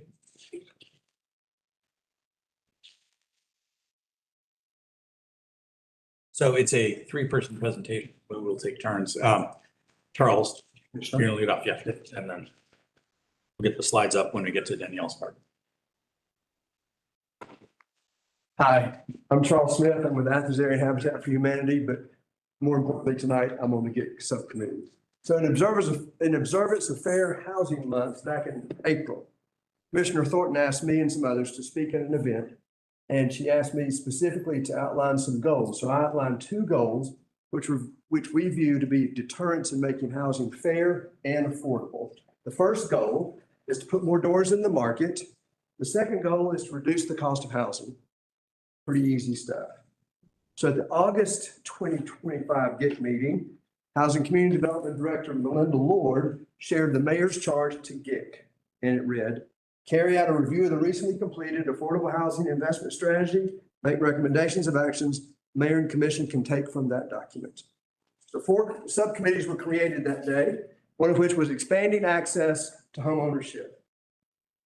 That subcommittee was convened by Commissioner Thornton in September, and at that meeting, Commissioner Thornton then created another subcommittee to investigate possible zoning recommendations, and that's the 3 of us. So Danielle Gilmer, Matt Hall, and I had multiple in-person meetings, numerous phone calls, texts, emails, and all. We presented the November 10th GIC meeting, the January mayor and commission work session, and then as of this past Tuesday night, the ACC commissioners passed a resolution, you may already know this, requesting a planning commission to review the GIC recommendations and develop modifications for consideration by mayor and commission. So we, the 3 of us, want to be part of the solution rather than being part of the problem. We have tried to raise some ideas. We think government should have a place in making sure these things get carried out. Current policies on our books can sometimes slow processes, and certainly certain policies can increase costs. So we want to present some what we consider to be minor tweaks to the code to put more doors in the market that will either stabilize or reduce the cost of housing. So for me personally, these changes are related to justice. Righting wrongs that have kept groups of people from the American dream of owning their own home. Zoning essentially should be value neutral. But across the country, zoning has been used for sinister purposes at times. So we thank you for reviewing our recommendations, hearing our presentation, which we think will increase the supply of housing and reduce the cost as well.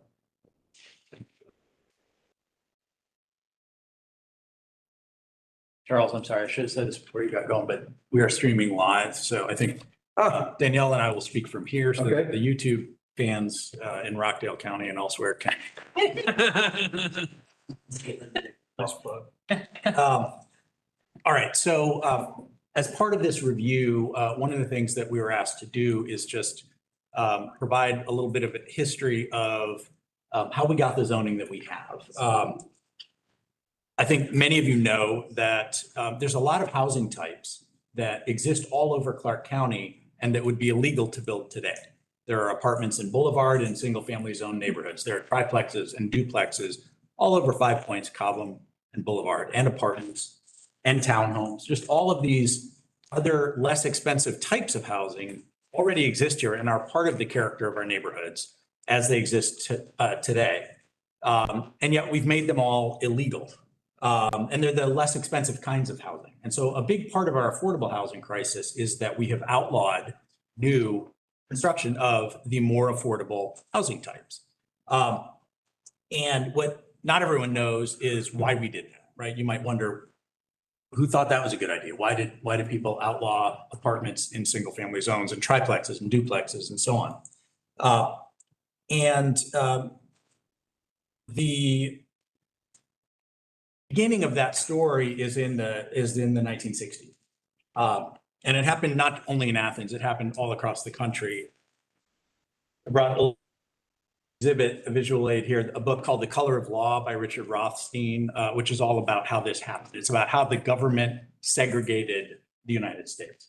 And for a long time, it was legal in the US to explicitly racially discriminate in housing. Like there would be neighborhood covenants on old houses in Athens. You'll often see them if you go back far enough in a title search, 1940s, 1930s, you'll see a restrictive covenant that says this house can only be sold to members of the Caucasian race. So it was just explicit racial discrimination in American law. In 1948, the United States Supreme Court said, that's illegal. That's a violation of the Equal Protection Clause of the United States Constitution. You can't do that. And then a couple decades later, in the 60s, Congress passed the Fair Housing Act, which further eliminated some legal forms of racial discrimination in housing. But the people who had enacted those policies and done things that way for many, many years in the US, didn't say, oh, I guess that's it, we'll stop. They looked for alternative means of achieving that very same goal. So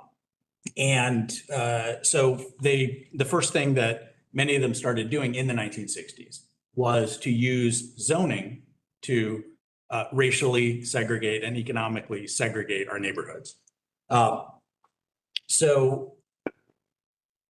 zoning, if you go back far enough, the original idea was let's make it so that factories don't locate next to houses and schools and other things like that. Just keep incompatible uses away from each other. So you don't get polluting factories right next to a neighborhood, right next to a school, right next to a university, something like that.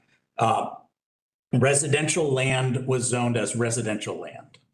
And that's as far as it went. You could build apartments, on residential land, you could build single family homes on residential land. That's why we have big apartment buildings right next to the 5-acre president's mansion and right next to some really nice homes on Grady Avenue and stuff like that in Boulevard. And again, all across Athens. But when it became illegal to explicitly exclude Black people from neighborhoods, the white county commission that was in charge then in cities and counties all across, not just the South, all across the United States, began to expand their restrictions on zoning and to adopt what's commonly called in the academic literature about this, the history literature, exclusionary zoning. They would use zoning to eliminate cheaper property, cheaper residential types, to eliminate apartments, et cetera. And so that's how Athens got the zoning that Athens has. That's how many other, the majority of cities around the United States have zoning that discriminates in this way. And the idea seems to have been, to use zoning to eliminate less expensive property types so that only people with a certain amount of money could live in particular neighborhoods, and then rely on economic inequalities that exist in our society anyway, to ensure that if you discriminate economically, that will also tend to fall disproportionately on Black people and to keep them out of our single-family neighborhoods. So how did that look? They started to zone to require very large pieces of land for only one house, right? The larger the land, the more expensive that house is going to be. If you say you need to have 1/3 of an acre to build a house, that makes it so that only people with a certain amount of money are able to live in that neighborhood. So minimum lot sizes were a very popular method. Other things like, minimum square footage requirements. You can't build a house smaller than 1,200 square feet or 1,600 square feet or 1,000 square feet or whatever. Different cities did it different ways and in different zones. But to impose a variety of methods to prevent people from building less expensive housing types. Another example is you see all over town, there'll be like what was once one parcel and it has 3 or 4 or 5 houses on it. And a very common development pattern in the early part of the 20th century was a family would own, an acre of land. Mom and dad would raise their kids there. And when the kids were adults and they started to have kids, you build another house in the backyard for the son to live in with his family, and then another house for the daughter to live in with her family. And so that's how we got all these funny little private streets and 3 houses behind one another and stuff like that don't even front on a public street. And you see those again in neighborhoods all over Athens. And they're now illegal to build in Athens. And so essentially the first rung on the ladder of homeownership that enabled people to build generational wealth was eliminated so that people could not get a start, could not help their kids get a start to build their own generational wealth. So the bottom line is that housing is a necessity. We all need it. Everybody needs a place to live. And people in the private market will create it if we let them. But the government has imposed a bunch of barriers to the production of all of these less expensive housing types.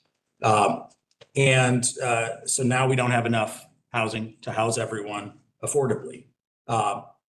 So that's the sort of ugly history of the use of American zoning that went away from, let's keep the factories away from the residential areas, So that now, new apartments get built on busy streets where there's lots of car pollution and stuff like that. It was originally, we're going to keep the residential away from pollution. And now the only places you can build apartments, the least expensive kinds of housing, is areas with a lot of car pollution and stuff like that. So it's kind of doing the opposite of protecting the health, safety, and welfare, as well as giving us this affordable housing crisis.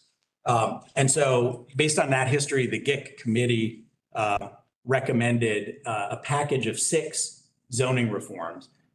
This is not a complete rewrite of our zoning ordinance at all. There's going to be many more, I think, iterations of other steps. This is designed to be just a set of fairly small, low-hanging fruit, like not that hard to adopt, changes that will essentially re-legalize housing types that already are part of the character of our neighborhood and allow people to do them. And Danielle will talk in a moment about, she'll talk you through the 6 of those so that you know what's coming, whoever's on the Planning Commission subcommittee about this. So with that, I'll turn it over to her.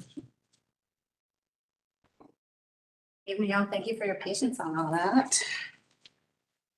Up here. So Matt and Charles, thank you for going in through a lot of the history behind why we had come up with these. Ooh, fancy. Thank you. So I feel like the folks in this room have a pretty basic understanding of what zoning is. However, this was the presentation that we have put together for folks that are normally not as well versed as y'all. So bear with me. So we just did our zoning defined at a basic level. Zoning is how government regulates land use and densities on private land in most US cities and suburbs. That is to say, zoning controls how big of a building you can build on a particular lot and whether you can use that building for any given residential, commercial, or industrial use.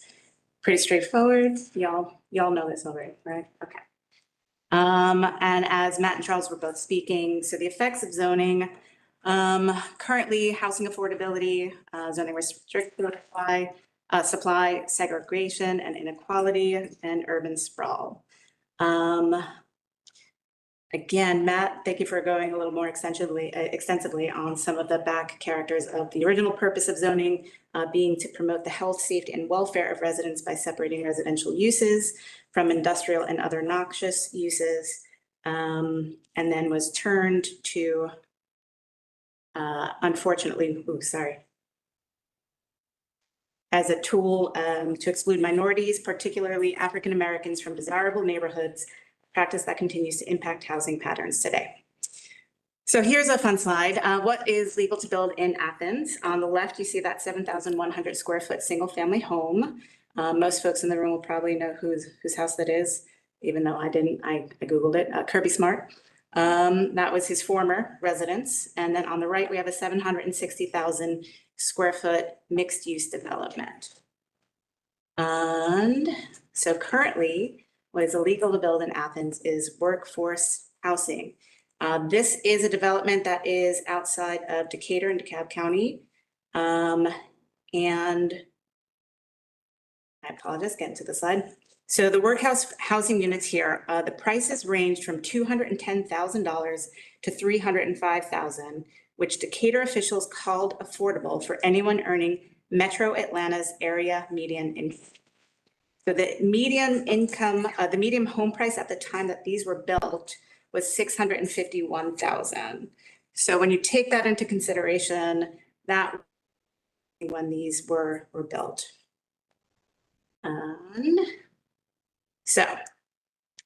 These are our 6 suggestions for zoning reforms to increase the housing supply and affordability for Athens. We want to recognize that these are not new ideas, that these are some ideas that have gone on to become reforms and changes in cities and states throughout the country to help create more affordable housing. These are also suggestions that have been brought up here in Athens. These are a handful of simple tweaks that could begin to address the problem with very minor changes to our zoning code. And this package of suggestions is not a complete fix, but they represent low-hanging fruit, the simple, small changes that could facilitate the changing of more housing here in Athens. So first one, permit accessory dwelling units on all parcels zoned single family. So allowing basement and backyard apartments in all single-family zones to support seniors, caregivers, workforce housing while keeping neighborhood character, helping families stay together and support stable housing near community resources. Removing that ban on kitchen cooking facilities would support long-term rentals instead of the short-term rentals of Airbnbs. Number 2, legalize infill townhomes, single-family attached units. So this will have several benefits for Athens. It will provide more housing choices at lower cost for aspiring homeowners. It will enable Athens to more efficiently use its existing road, sewer, and water infrastructure and provide more property tax revenue to maintain that infrastructure. It will also enable builders to more efficiently use our limited available land to provide new housing opportunities on the lower rungs of the housing ladder in existing neighborhoods, close to schools, jobs, parks, and other amenities. Number 3. Remove barriers to smaller, less expensive homes, including manufactured homes. Our current code requires that every single-family residential unit must be at least 1,000 square feet in most zoning districts and 600 square feet in others.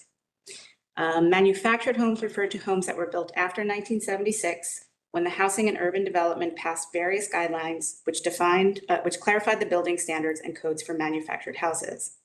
On average, the new manufactured home listed at $124,000 in 2024.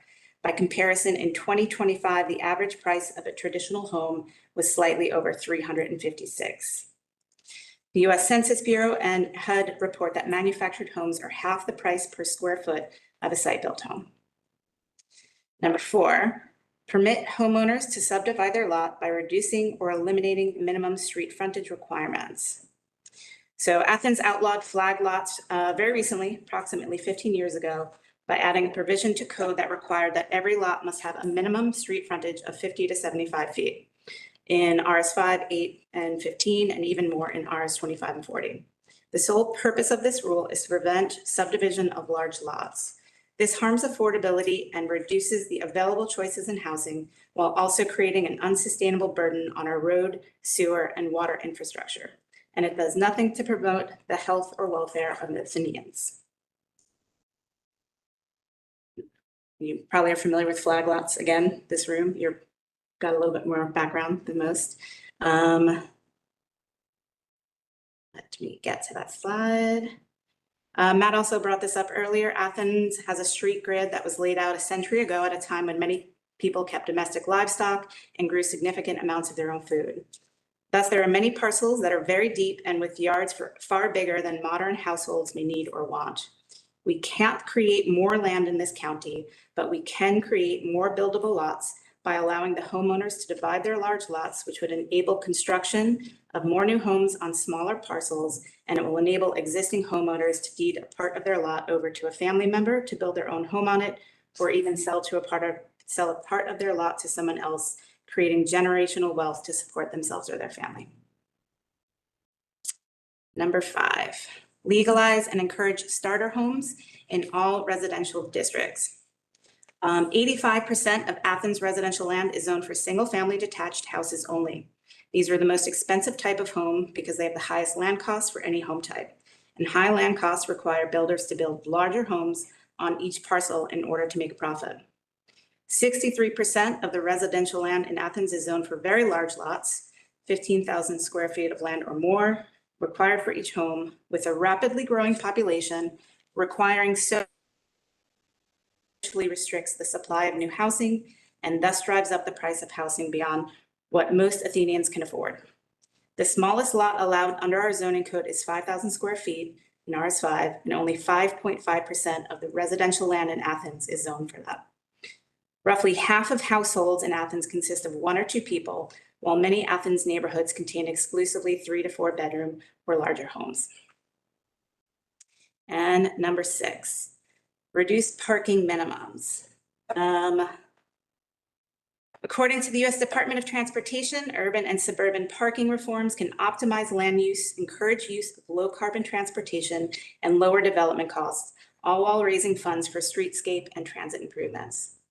Land is expensive. It can be a significant percentage of the overall cost of a new home development. Dedicating part of a building's footprint to parking imposes both a direct cost because developers must pay to build the parking and an indirect cost because it leaves less space for housing. These development costs are passed along to renters and owners, decreasing affordability. The benefits of parking reform are many: more of the homes we need, more of the neighborhoods we love, less excess pavement, pollution and sprawl, and less red tape. Means letting business owners and builders, homeowners and renters decide the amount of parking that's right for them and find options that suit their needs and budgets. It means getting smart with the plenty of parking we've already built into our main streets and neighborhoods, rather than prescribing even more unsightly asphalt as our community grows. Here's an example of living space versus parking space. In short, eliminating parking mandates doesn't make parking disappear, but it does provide more choice about how much to provide and make better use of the parking we already have. Parking spaces will still get built, but so will more homes for the residents of Athens. Those are our 6 suggestions. Thank y'all. You. So. I would have taken that home. You gotta make policy out of it. So a lot of great information there. And with that, and the mayor and commission's, what do you call that? Resolution, thank you. I would like to create a subcommittee of the planning commission to tackle these different ideas. And I will entertain any volunteers who would like to be part of this. Oh, okay, we have 3 people jumping in. Are there more from this side? Anyone I'm interested? You're interested too? Okay. I mean, I'd be interested too, but it seems like everybody. Well, here's the thing, because if we start creeping up to 5, that Yeah. becomes like a quorum, that becomes problematic. I'll dip out. I don't want to restrict anyone, but I also want to keep it real. And there's also a time commitment because it's going to be for the next year, probably. And then knowing that we're going to need to work with the other committee, the gig committee, as part of this too. So. Or I was going to put my hat in too, and I'm happy to come along to these meetings too, but again, I don't want to create a quorum issue, so. But if we have 1, 2, 3, 4 people. I'm happy to be unofficial, drop in. Mike raise his hand. Nope. Yeah, so I saw Sarah, Alex, Matt, and Sarah, And Kristen. and me, That got us to 5. but as an alternate, so. Are there any, from working with the other committee, with Pastor Bloodsaw and the rest, I think it may be hard. We haven't formally polled this, but when we were discussing meeting times as we got started 2 weeks ago, it became clear that sort of, it doesn't have to be necessarily Thursday 9 to 11, but something like that during the business day was preferable for those folks. And so is that a deal breaker for anyone? Might be an important question. Yeah, that is good to know. I'll drop out. I've got to work. I know. It's difficult, it's hard. Yeah. Our committees will continue to be flexible professionals and retired people. That's okay. So you got 4. So who else gets to be on this committee? Are there like more citizen people? Like I know somebody who might be interested, or is it pretty much set now? So it's the gig committee that currently created what we watched, what the presentation is basically like our community members. Okay. So really like subject matter experts at this point. And so then we're just making it official by creating that official channel to the mayor and commission. Bruce, would these be like public noticed meetings that the public would be welcome to attend? The public would be welcome to attend, yeah, and if we can have a routine schedule, that's super helpful, because then that posting becomes that much easier and it's predictable. That- yes, I think we would be doing that. We would be keeping meeting notes, but not minutes. They would not be recorded in any formal fashion. So, but yes, they'd be open to the public to sit in. Okay. And is it procedurally accurate to say that the planning commission members who are on the planning commission subcommittee will be voting, like, let's advance this proposal or something, but that the GIC committee members A resource. they're a resource. Participants.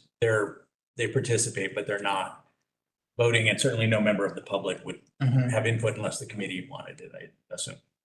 Right, so like the committee would be getting input from the committee members, but ultimately what comes before the planning commission.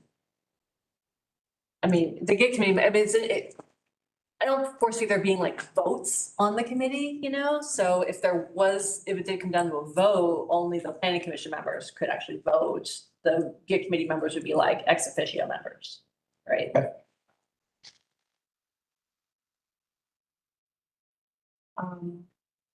Okay, well, this feels a little awkward, but I guess we should vote on the members of the committee. Right, so restating the slate of 4, Right. Sarah Beresford, Matt Hall, Alex Sams, and Kristen. Yeah. Yes. Yeah. I move to, is that how it works? One of us moves to Yeah, I think that would be appropriate. chair. To adopt the, yeah. It's not dictatorship, so yeah. Okay, I move to adopt the 4 that Bruce just mentioned as the subcommittee. Okay. I'll second it. Okay, all right. All in favor, say aye. Aye. Right. Can I make a statement? From future land use, because I've been hearing rumbles that this is all part of the plan to ruin Athens, with future land use. And then now this is the timing of this. It's like, see, I told you they're doing this now. I will tell you, I didn't know this committee existed until like 6 weeks ago or so. And as chair of future land use steering committee, I wasn't aware of it. And there's no diabolical plan. I'm stating this for the record. I'm not so much telling y'all. That this is going to be a Trojan horse that's gonna put all of this in there. And I actually may be the thorny member of this anyway. But the point is that this has nothing to do with that. And that's going to be voted on by the mayor and commission in April. So I'm just stating to anyone watching that these have nothing to do with each other directly, at least. Doesn't the gig group meet quarterly? Yes, it does. Yeah. Yeah, so they're like literally working in 2 different worlds, so. I mean, they're not, but they are for all intents and purposes. Yeah, and there's 1 planning commission member and 2 county commission members on the GIC committee. It is a cross section of people from all walks of life and all parts of Athens.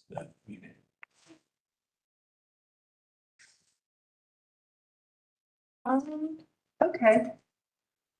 Well, I don't have a report. That was basically my dog and pony show, so, but Bruce. I got some things. All right, so in addition to the resolution that we just dealt with from this past Tuesday night, there was some other activity on the agenda with the mayor and commission. The normal business that moved forward, all of it was approved. So just that piece of record keeping. There is another request though for the mall redevelopment to take a different approach. And that approach would be the development of a special district overlay for those properties in lieu of the PD. The PD itself, the community benefits agreement that was associated with that kind of came alongside, has timed out. And the development group that was involved with that is now in a position where they need to pivot. Essentially, the scale of that PD is too large for what they were able to pull things together and accomplish. So the alternate plan is to create a special district overlay that carries forward some of those key elements from the PD, but allows it to be less of a binding plan, to allow for other development groups over time to pick up the ball and do components in iterations. So staff is going to be working on that. It will be coming back to this group as we do with text amendments. We're going to bring those things to you for comment before we bring it to you for a recommendation. But the timeline on this is rather quick. So we are working on those text amendments in earnest this month. And we'll probably be coming to you, if not April, May, June, it may be May, June, and then to the commission at the end of summer, perhaps August. We'll just have to see how it plays out. Text amendments for in lieu of the PD. To create a special district overlay. And so the comparison that keeps getting made, and I don't want to make too much of a linkage to it because it is different, scale is totally different. But the redevelopment of the varsity property has a special district overlay that was put on it that sets certain design standards. Stepping back of the project from the northern side next to Senny Stovall and Lucy Cobb, there were other provisions in there with materials and mixing of uses and building height and some things. So that is the most recent version of a special district overlay that we've dealt with to deal with mixed use development. We have many special district overlays in town. It's a chapter of our code. It's a tool that we have available to us. But that's the approach for the mall. The mall is just a totally different scale than the varsity site. It's comparable to downtown, as you all remember. So there's more to be done with that. And it's going to be a more nuanced overlay. And I was thinking of like Lakewood, like with the, it had like a whole book of design guidelines and things like that. Yeah, so it's probably not going to reach to that level. Yeah, that was a lot. Yeah. But we'll have more on that in the days ahead. But the, yeah. I don't want to stop you on that, and maybe this is a question for when this really comes up. But the TAD, that it was extension of the TAD from 20 years to 30 years, does that hold or does that fall? Nope, that's separate but parallel. And the TAD boundaries are likely also to match the special district overlay boundaries. It doesn't have to, but it's likely to. We'll see. But the 30 years still stay. 30-year time frame is associated purely with the TAD. Sure, yeah, that doesn't go away because they changed. The overlay wouldn't impact that. Yep. Okay. All right, so that's item number one. Data center activity from this past Tuesday. So two items were on the agenda. One, they voted to hold the text amendments that came forward until April. They also voted to extend the moratorium through June. In April, when they vote, it will likely be, and I don't know this to be sure, but it seems like it will be to remand it back to the Planning Commission with direction. And so it would come back to this body with certain things to hit. This group sent it up with things to hit. So I would imagine some of those are going to get reinforced. Perhaps what we're going to be talking about as a group are some of the criteria that might be part of the special use review, criteria that might include things like collective bargaining, community benefits, CBA, similar, community benefits agreements, other provisions related to the unique aspects of data centers that need to be maybe codified. But we really are still leaning on the approach of a special use for these. And that has been supported. So that's not being questioned at all. Okay. Future land use is scheduled for the April vote with the mayor and commission. In anticipation with the April vote of the mayor and commission, staff has been working with several commissioners to answer their questions and entertain some of the edits that we thought might come when it got in front of them. And they are starting to come. So there is likely to be at least two commission-defined options coming forward in April. The first one is shared across three commissioners. Commissioners Link, Wright, and Myers have collaborated in a way. They each have revisions that they want inside of their districts. Commissioner Link has met with us on a handful of occasions to kind of pin down things on a map. Commissioner Wright has also met with us. I think combined, what would you guess, Mark, the number of properties, 2-3 dozen? And they're small-ish. I mean, maybe 2 dozen? Is that? I think are looking to Are change. changing designations. I think we're close to triple digits. Oh, is it that many? Once it's all, Oh, Link had like almost 80 years. Yeah, I think yeah. including downtown, and that's true. Okay. Yeah. True, that's true, that's true. So, but when you look at them, and I think they make sense. I'll just say that. From staff standpoint, a lot of the things, and Alex can certainly reinforce this, when the land use committee was working on these, there were times where it could be this, it could be that, both achieve pretty close ends. And what we're talking about are, in some instances, shades of intensity, but there's common ground in the middle. A lot of the dialing that was going on with the commissioners was, in some respects, dialing down intensity. I think, to say categorically, that was the direction it was going.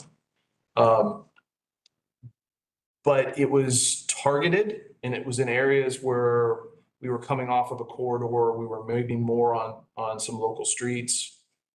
Those were some of the common themes with the changes they were making. Commissioner Myers had one property that she was interested in changing the designation on, and she also had a text change for one of the designation descriptions that was, I think the wording that has been proposed is more along the lines of incorporating more public green space. So, and that sounds consistent with the land use committee's discussions as well. So that's CDO number one. Commission defined option number two is coming from Commissioner Thornton, looking at selected properties within a portion of the Sandy Creek Basin. In anticipation of infrastructure being in that area, we've been asked to look at targeted properties at the upper reach of where that infrastructure may go, and then how that may impact the properties connecting along that infrastructure to the south. A lot of this is tied to the service delivery plan outcomes for that basin. And so that's where that commission defined option is coming from. No other commissioner had come forward up to today with any sort of request to go through things. We've had a couple conversations to clarify, but I think we're going to end up with these two CDOs for the April meeting, and that might be it. Okay, so that's future land use. When you, sorry to interrupt you, did you said that they generally were dialing down intensity? Was that primarily residential or all sorts of? Some of it, yes. I mean, some of it was the intensity of residential. Some of it was the type of commercial that would come with that designation.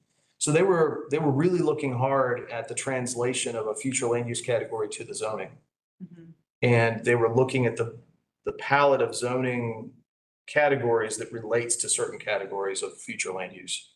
And for instance, one of Commissioner Link's examples of change is along Boulevard, where historically we've had this little bit of commercial neighborhood, Dixie painting, and those right there on Park Avenue at the intersection. And in the last iterations, 20 years worth of iterations of future land use, there was on the map the idea that that would be on the north side, also the Georgia Power property and the property next to that, and that you might have sort of a commercial node at Boulevard in that area that would be a little more vertical, and it would have mixed use, residential and commercial. The concern was, okay, we've had it on there for 20 plus years. Nothing's really come of it. Let's pull that back and let's see if that doesn't incentivize residential development in some way. So it was along those lines, like, okay, we've tried that. Let's take it in another direction. But we weren't really having that conversation on Prince Avenue. It was like on Boulevard. There was a conversation on Hancock. Hancock and Pope, I believe, was the intersection.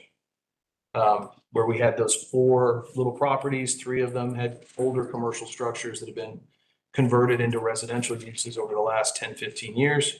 So rather than keeping it in a minor corridor designation, it was dialed into the direction of a more residential focus. Got it. So Okay. it's been those types of things. For Commissioner Wright, it was some of the area at Hill Street, in the vicinity of Big City Bread. The minor corridor on the map that went up to them was stretching back onto Meg's. And so that got dialed back.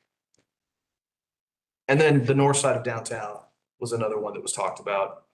The map that went forward reached fairly far north. And Mr. Link's suggestion is to bring it back to the edge that it's had on the map for a while. What was the reason for that? A lot of it was to protect the residential development that's already on the north side of the block of the rail line, that Elizabeth Street area. And to not open the door for that to become a target for a tear down, just to put it bluntly. Got it. Yeah. But to walk that back a little bit. Okay. Exciting thing. So our department for a long time, since pre-COVID, has had openings. We've been trying to fill staff. We haven't had a full department, all positions filled in many, many years. And there are lots of reasons for that. I don't personalize it. I don't take it that hard. But there are things that we're up against, and I don't want to jinx it. But of those 4 openings, maybe by tomorrow afternoon, we will have commitments for 3 out of 4. So we might be down to 1 position that we feel pretty optimistic. If we get it posted, we can attract somebody who's lining up for graduation in the spring, because it's that level of position in our organization. So very excited about that. I just want to say That one position hasn't been posted yet? it's going to be, but no, it has not been posted yet. It's a planner 2 position. Okay. You've got some- Yeah, No, I'm just like, okay, so it's like, it's a position that's not filled, but it hasn't even been posted yet. So we have posted it and offered it 5 times. Had people say yes 5 times, only for them to call back and go on second thought. And so that's been a tough one to fill. They probably watch these meetings. I was just thinking that. It's like, sorry. And then the last thing, as we get into the summer months, remember, we're looking at July as being one of those agendas where we're going to talk about things, get caught up on things, have other subjects. We've got lots that we're working on, so we're not going to be short on topics. But one of the things that's going to come back to this group as an informational item is the department's work program. In addition to all the things we've talked about tonight, including the mall overlay, the data centers, the future land use, we also have a Lay Park designation that's been asked of us, and to revisit our airport overlay. And all of these things are supposed to happen within the next calendar year. So just want to keep you guys abreast of all the things that your staff are working on, because you'll see the results of those things in the months ahead. And not to be a Debbie Downer, but is my last meeting as chair the June meeting? Do we switch over? Yeah, we'll have. So just dropping that idea that we will need a nominating committee, maybe in April It's awful soon. or May. Okay, maybe May, June would be fine. But, My last meeting is June. well, for June, we need a slate. Yes, we need to have named. Right. You know, elect people at June. So May. Yes. Yeah, that's fine. Okay, yes. Fine. Just trying to anticipate. Kristen, you're not cycling off. No, I think I have another 2 years. Sorry? You have another 3. I think another 2 years. So you, how many times can you be chair? Twice. 2 years in a row? I don't know that. I'm just curious. Yeah. I think it's twice. I don't know. You can do 2 terms in a row? Okay. Consecutive. I don't know, you better convince us. Nominate Kristen. That's right. Anyway, discussion for later. Up for reelection. Fair enough. All right. Okay. We good? We're not good? We go. Good. Motion to adjourn. Second. All in favor? All Great.